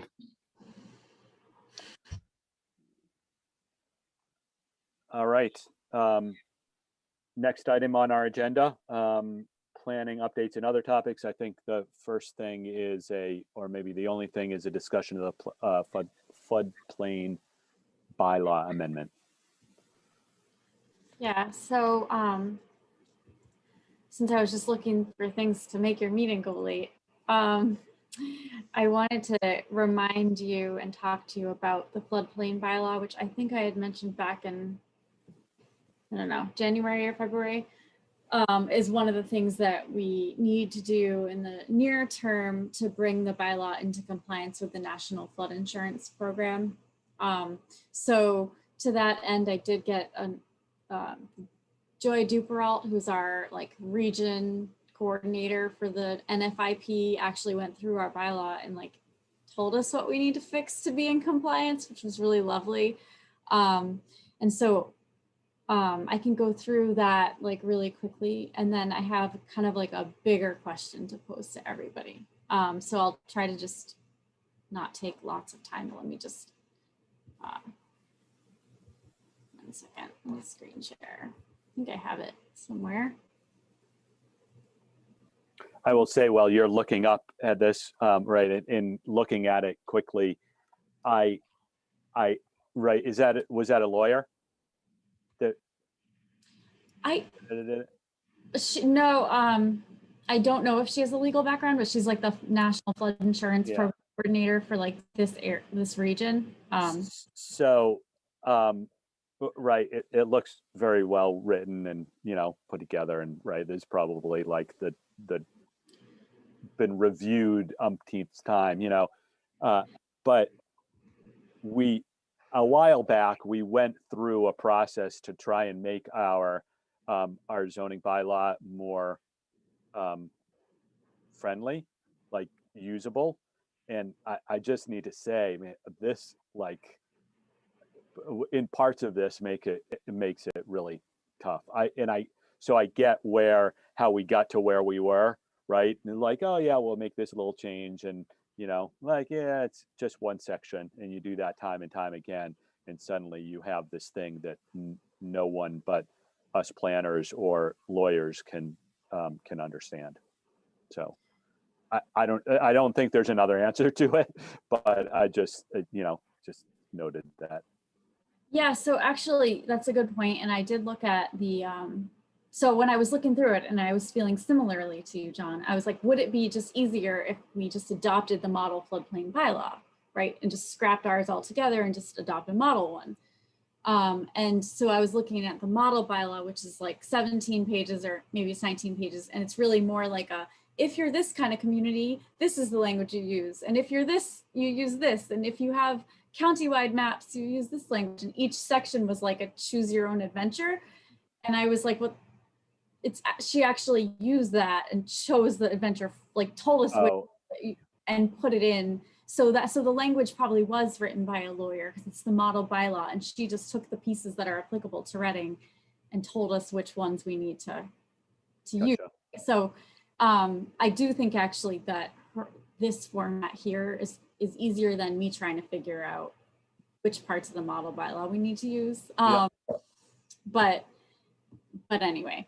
So basically there's some small things like making sure we have the correct dates of our maps, right? And then like taking out sections that like they don't are irrelevant or they don't like require or use anymore. So there's some small kinds of things like that. And then she went through the definitions and she took out ones that don't apply and then told us some new ones that we need to add. But some of the ones that got taken out are ones that like there's flood areas, right? And areas, bordering areas subject to flooding or whatever are also regulated under the building code and the Wetlands Protection Act. So we don't necessarily need to have like all the definitions in the zoning bylaw because some of them are covered in the building code. And if we do have duplicate definitions, like we could run into problems down the road if they're updated in one code and not the bylaw. So she was kind of going through and taking out ones we don't need and then telling us which ones we do need. So that's why some of them are just scrapped all together. Like these, I'll just scroll down, these get taken out. And but then she added in some like terms that we should have in our local zoning bylaw. So. Right, because we need to define port facilities in Reading. Well, yeah, so, okay, I didn't actually read like every word. I know. I'm just, yeah. No, you're right. We might want to fine tune it a bit. But just as long as we can still comply, right? That's the goal, is to like comply with this program. So we can actually have people in the town get flood insurance if needed. So anyway, lots of stuff like that. And then here she mentions like this definition is in the building code. So that would be one she would recommend we take out. And I agree that we should remove anything that would conflict potentially with the building code. And then the definition of new construction is changed. So she took out what we have and put in what's new. And then, so that's really what's going on with this section with the definitions. And then like these flood zones, they don't require us to define them in the bylaw because they're well defined by the by FEMA. So we could take those out. And And then, like she mentions, we don't have coastal areas, so we can take out references to coastal high hazard areas. And then this is a section we need to add locally about how variances work at the local level. And this is like variances from building code floodplain standards. So not necessarily a variance from our local floodplain bylaw, right? I'm not exactly sure why that's required to be in here. I'd have to look into that. But so just going through this, and then she notes some things that seem like we're miswording them or misunderstanding them altogether, like this process here, which I highlighted. And so she's suggesting, and this actually, some of her comments, she's like, this makes no sense, take this out, or so I just thought that was, I thought this was humorous when I was reading it. I was reading it like last night during town meeting. It was very late. So I was humoring myself. But anyway, so we can go through like in more detail once I have like my head on straight. But that, I think that's, wait, nope, I'm only on page 7 out of 11. So let's just keep going. So here again, like this is actually, this section is talking about 10.1.8. Actually, I don't even want to summarize, so I won't be right. So let's just keep going. I wanted to show you the one comment where she was just, oh, so she makes comments, this is problematic. Why would you have this? This is already required. You know, please use the new language. So these are all the comments from her. And then I'm really rambling right now, but this is my favorite comment. This is duplicative, not to mention incorrect. So we should get rid of that. Anyway, I was really getting a kick out of this last night. But so getting to the real question I wanted to ask, and then some like research that I was doing also last night. Let me just find the section where I think we have a potential missed opportunity that I would like to try to clean up, which I mentioned one other meeting right here. Okay, so right now, in our floodplain bylaw, we don't allow very many uses within the floodplain. It's very limited. You can see here the things that are allowed by right, and then the things that we allow by special permit. So I was looking last night at the history of the bylaw text and the changes to the floodplain bylaw over the years, and then trying to figure out like what the thinking was, like what was happening in the people's minds at the time that the floodplain bylaw was established, and like why potentially would we be so restrictive. And John actually helped me with this, which is really awesome since he loves to read annual reports in his spare time. But before I get into it, I just want to show you a couple things I was looking at that might give you an idea of like where the floodplain is, what it looks like in Reading. Sorry, I don't have it open. Okay, so let me just show you. So history of the floodplain. So this is the times that it's changed in the zoning bylaw. So when it was first put in the 70s, it was actually called the Floodplain District. And I don't really know the parameters for determining like what was a floodplain back then, besides like where the rivers were and maybe like known areas of flooding. Because it wasn't until the early 1980s that we actually had national flood insurance maps. And at that time, the floodplain district was changed to an overlay district, and it was based on those maps, right? So tied to actually like what FEMA considered a floodplain. And then it was amended in 2010, which there were updated maps released that year. So that the amendment was to reflect the updated map dates. And then let me just find my other thing to show you. Okay. So then I was just looking at where is the floodplain in town. And we have this static pre-made map of the floodplain in town. And let me just zoom out a bit so you can see. I should just do this. Okay. So the blue areas are the AE flood zone. That's the like flood zone where there's a base flood elevation known, and it's like the 100-year floodplain is the common like terminology for it.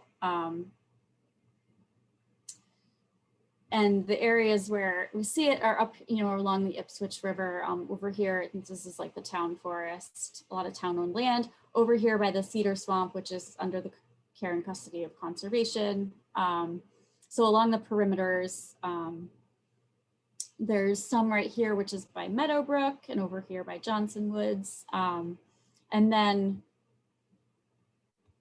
like a big section down here in our priority, near our priority development areas from the Economic Development Action Plan and our like industrial district.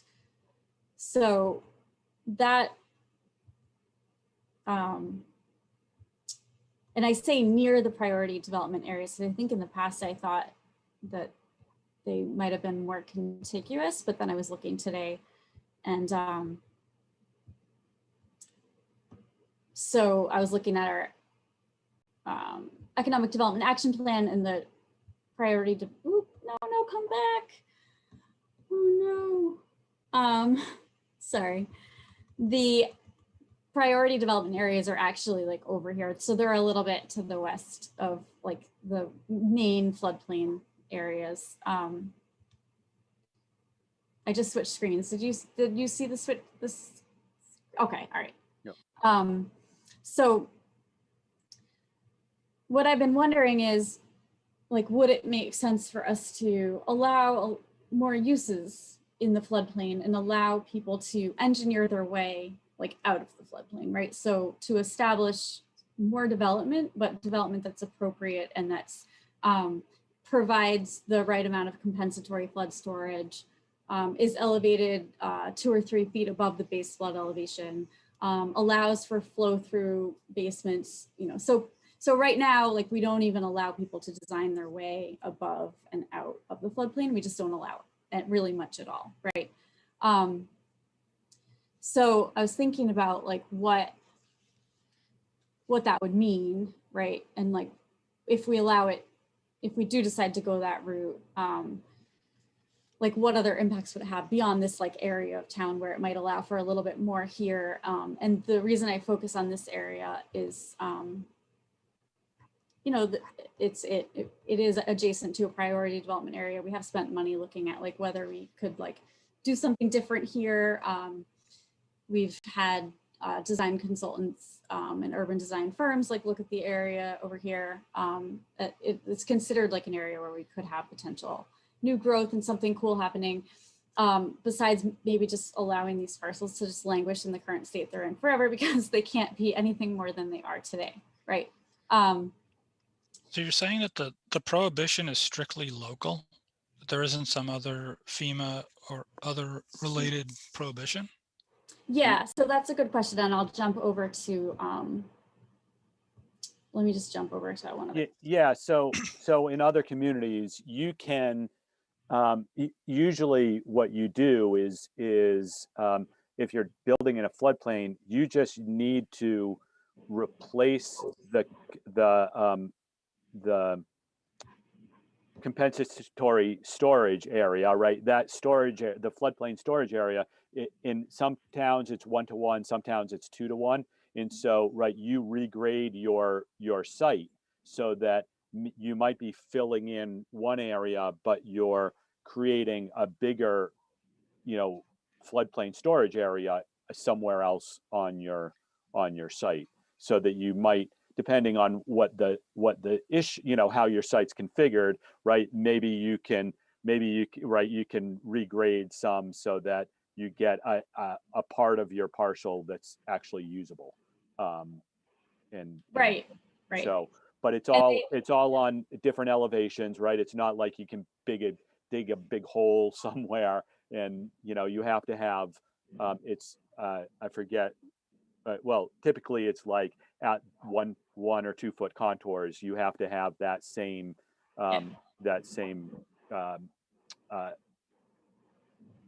area, right, in at that same elevation. So right. and it has to be like the contiguous water course, right? So it's like at each elevation that you disturb, you provide that same amount of storage for that same water course at that same elevation, right? So, and like John said, some towns do 1-to-1, I think is required under the Wetlands Protection Act, but then towns in their local wetlands bylaws can do more than that, right? So I think in Arlington, we have 2-to-1, a 2-to-1 requirement. But I did some work in Wilmington years back, and it was 2-to-1 in Wilmington.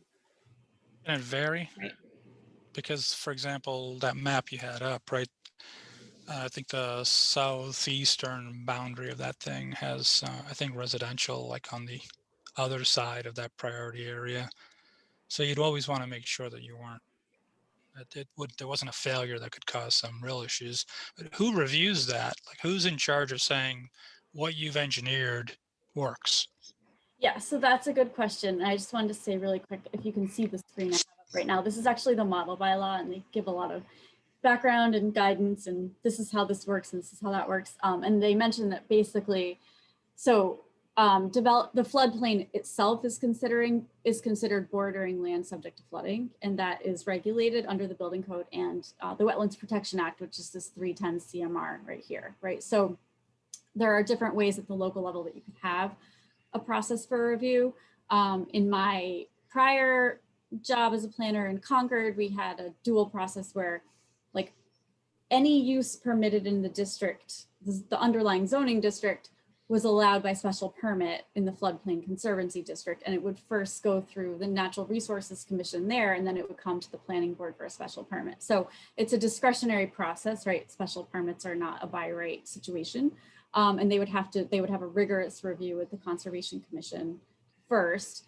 And the Conservation Commission would be the ones applying their Wetlands Protection Act and their wetlands bylaw regulations to the site. So they would be the ones reviewing that whether the flood storage was provided accurately. And the building code, I think, is the entity that cares about the base flood elevation and how much above it structure is. But there are those two controls in place. And then they would come to you or to the planning board for a review of all the other lovely things that you look at when you're looking at a site plan, right? So there's a lot of like controls in place to allow more to happen, but more to happen in an appropriate manner, right? And then, like I said, we can always go above and beyond the Wetlands Protection Act. And we could require buildings, I believe we can actually go above the building code and require buildings to be elevated even more above the base flood elevation. I'd have to check that though.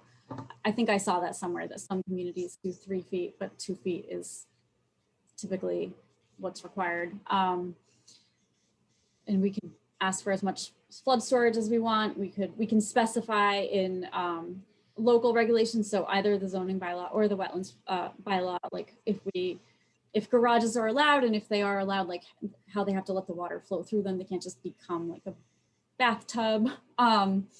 So there are a lot of different things like that. And I was talking to Chuck today to try to figure out like what kind of impact this might have on the Conservation Commission and their process, and other areas of town that have like floodplain. And many of our areas of town with floodplain are also like areas with wetlands, right? So there's already those controls in place.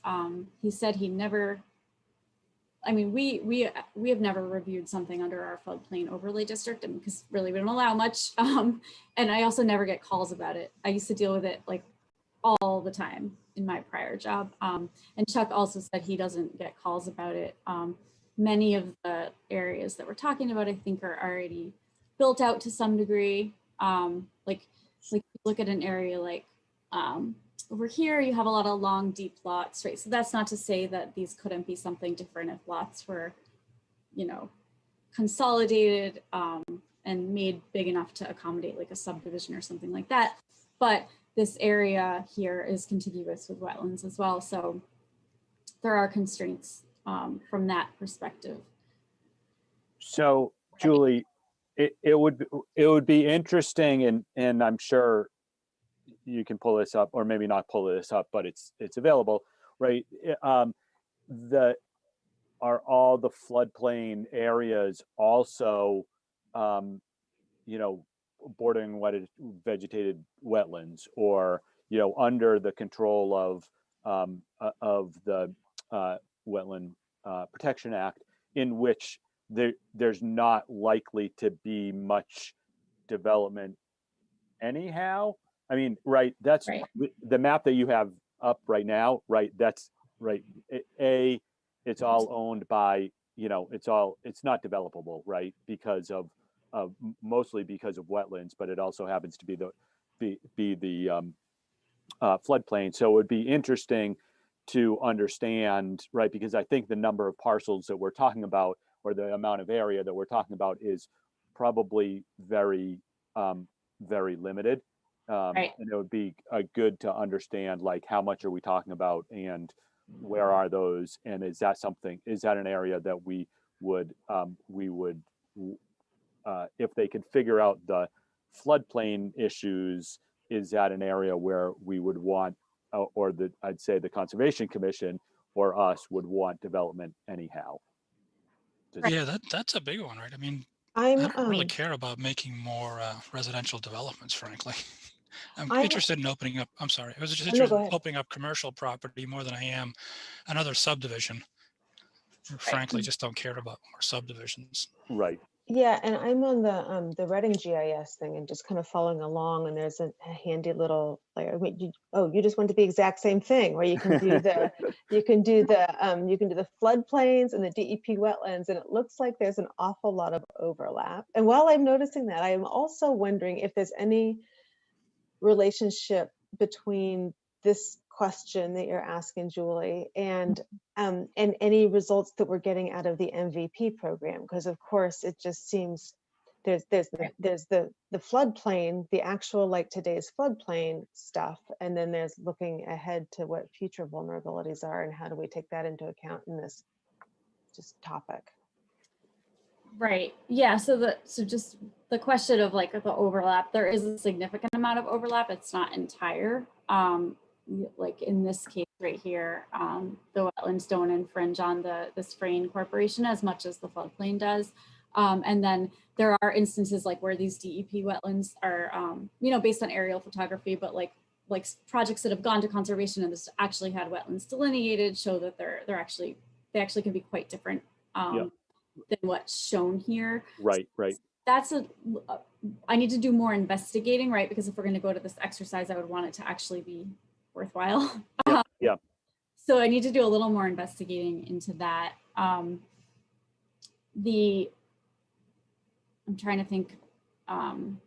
So there was some, I was curious to know, like, maybe what the thinking at the time was, like, why our regulations were so restrictive.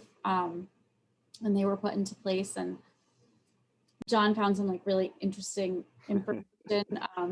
And I just want to quickly, like, 1 second, let me just go. Are you seeing the flood map, or do I need to share a different screen? We see the flood map With the blue. Okay. Yeah. So I'm just going to zoom out a tiny bit on this and then show you. So basically, it sounded to me like reading the annual report from, like, back in, I think it was 1970. It was called the Floodplain District was put into place, which I mentioned, like, seems like it was based on what people thought was, like, flooding area, maybe not based on, like, any real mapping. I'm not sure, though. I haven't, like, probed that for, like, far enough yet. But basically at that time, the state calculated a town's requirement for affordable housing based on land area that was zoned residential. And so we have significant portions of town that are zoned residential, but also like Cedar Swamp, for example, not really developable. So as a way to maybe control the narrative a little bit at the local level, and, like, maybe not have to provide as much affordable housing, or be able to determine where the town wanted it versus, like, the state mandate that we have to have this much and it needs to be in certain places. it sounds like they were looking to actually say this area is floodplain and to not allow residential or anything in the floodplain such that it would then no longer count to the land area zoned residential that was used to base the affordable housing requirement. Do you think I got that right, John? I do, Is that yes. what you read? Okay. That's exactly the way that I read it. Because they even talked in the annual report, one of the planning board reports mentioned that by doing this, it would change the state's calculation for low and moderate income housing requirements. So like fast forward to the 80s, right? Then there's like floodplain maps available and the district changes from a district that includes areas that may or may not be floodplain to areas that are considered by FEMA to be floodplain. The Cedar Swamp actually largely, as you can see on this map, isn't in that. Like it's got a little floodplain area here, but it's mostly 500 year floodplain. And it's under the control of conservation, so it's not really developable anyway. So some of the assumptions back then have changed, and the calculations also, the state no longer calculates our affordable housing requirement based on land area dedicated to zoned residential, right? It's now calculated on total housing units. So some of those things driving that, maybe the reason behind like why we're so restrictive are no longer really the way that we do things now. Now, that doesn't mean that we don't still have that mindset that we want to be restrictive. And so that's like the big question I wanted to ask, like, if this could be a worthwhile exercise, like if there were enough areas for like industrial and commercial and mixed use or whatever growth potential in town that were constrained by the floodplain, but not also by wetlands, would you think that finding a way to amend the zoning to be more permissive with like the processes I outlined, like maybe a special permit process and obviously notice of intent with conservation, is that something you think would be like a worthwhile endeavor? Big open question. I guess I'll start on that. I think that that it sort of depends where those are, and if that's an area that we would want to develop, right? And I think that if it's already restricted by wetlands protection and conservation, right? I don't think that we should try and undermine that process and those restrictions, because they're there for a place, but they're there for a reason. But there, like you mentioned, there may be some ways to engineer around the floodplain, and we may or may not, right? I mean, to some degree, it's great to have the open space. It's restricted by wetlands, right? And the Conservation Commission. And so we would be, if we made this less restrictive, we would be, I'm going to say, right, giving people back some rights in their property to develop that right now they don't expect to have. So if it's beneficial to the town, then I would say we should look at it. But if it's, to Nick's point, I don't think anyone in town is clamoring for more residential development. And if that's what it's going to lead to, I'm not sure that there's going to be a lot of support for that. That's my thought.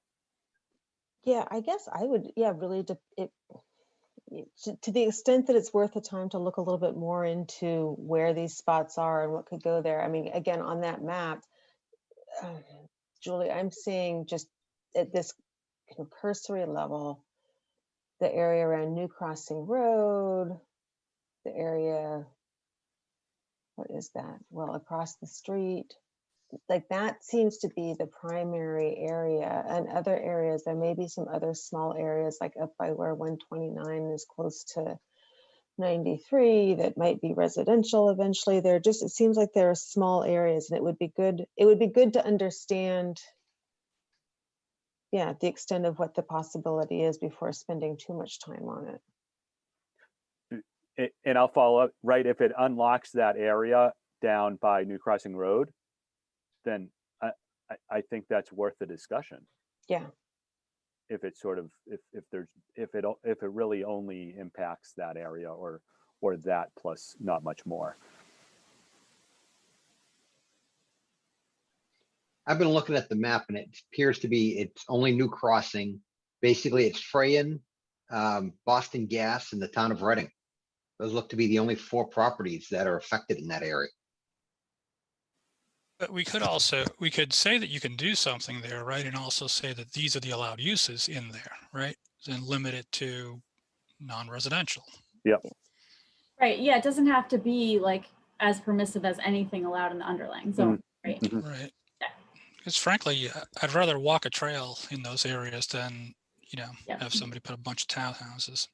Yeah. If it's not going to open up, the area down that we're talking about.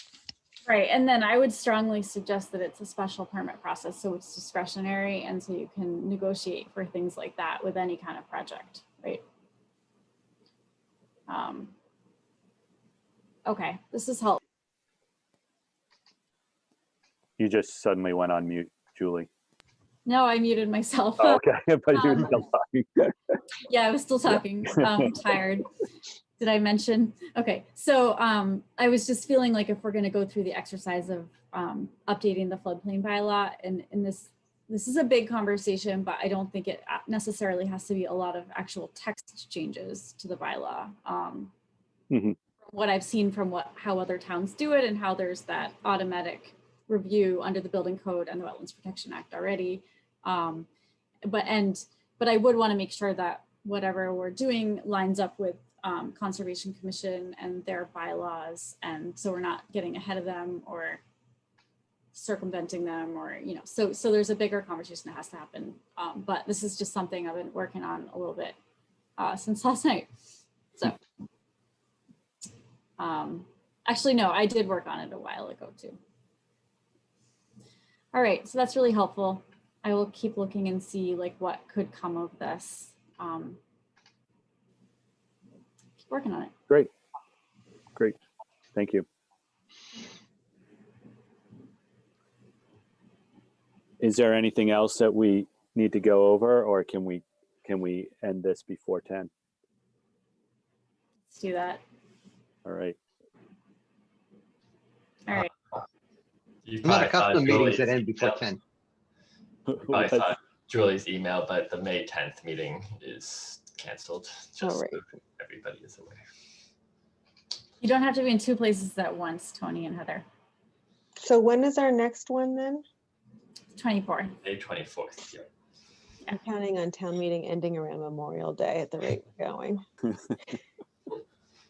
Yeah, I hope we're not in a position where we have to cancel that one too. That'd be really bad. Yeah, it would be.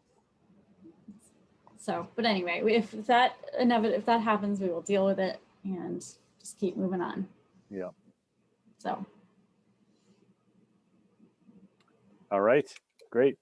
Anything else before we close? Nope. So is there a motion to adjourn? I think you just made one. Is there a second? I'll second. All right. Quickly, we agree. All those in favor? Aye. Aye. All right. Great. Thanks, everyone. Thank you. Night, everyone. Thank you. Good night. You. Good night.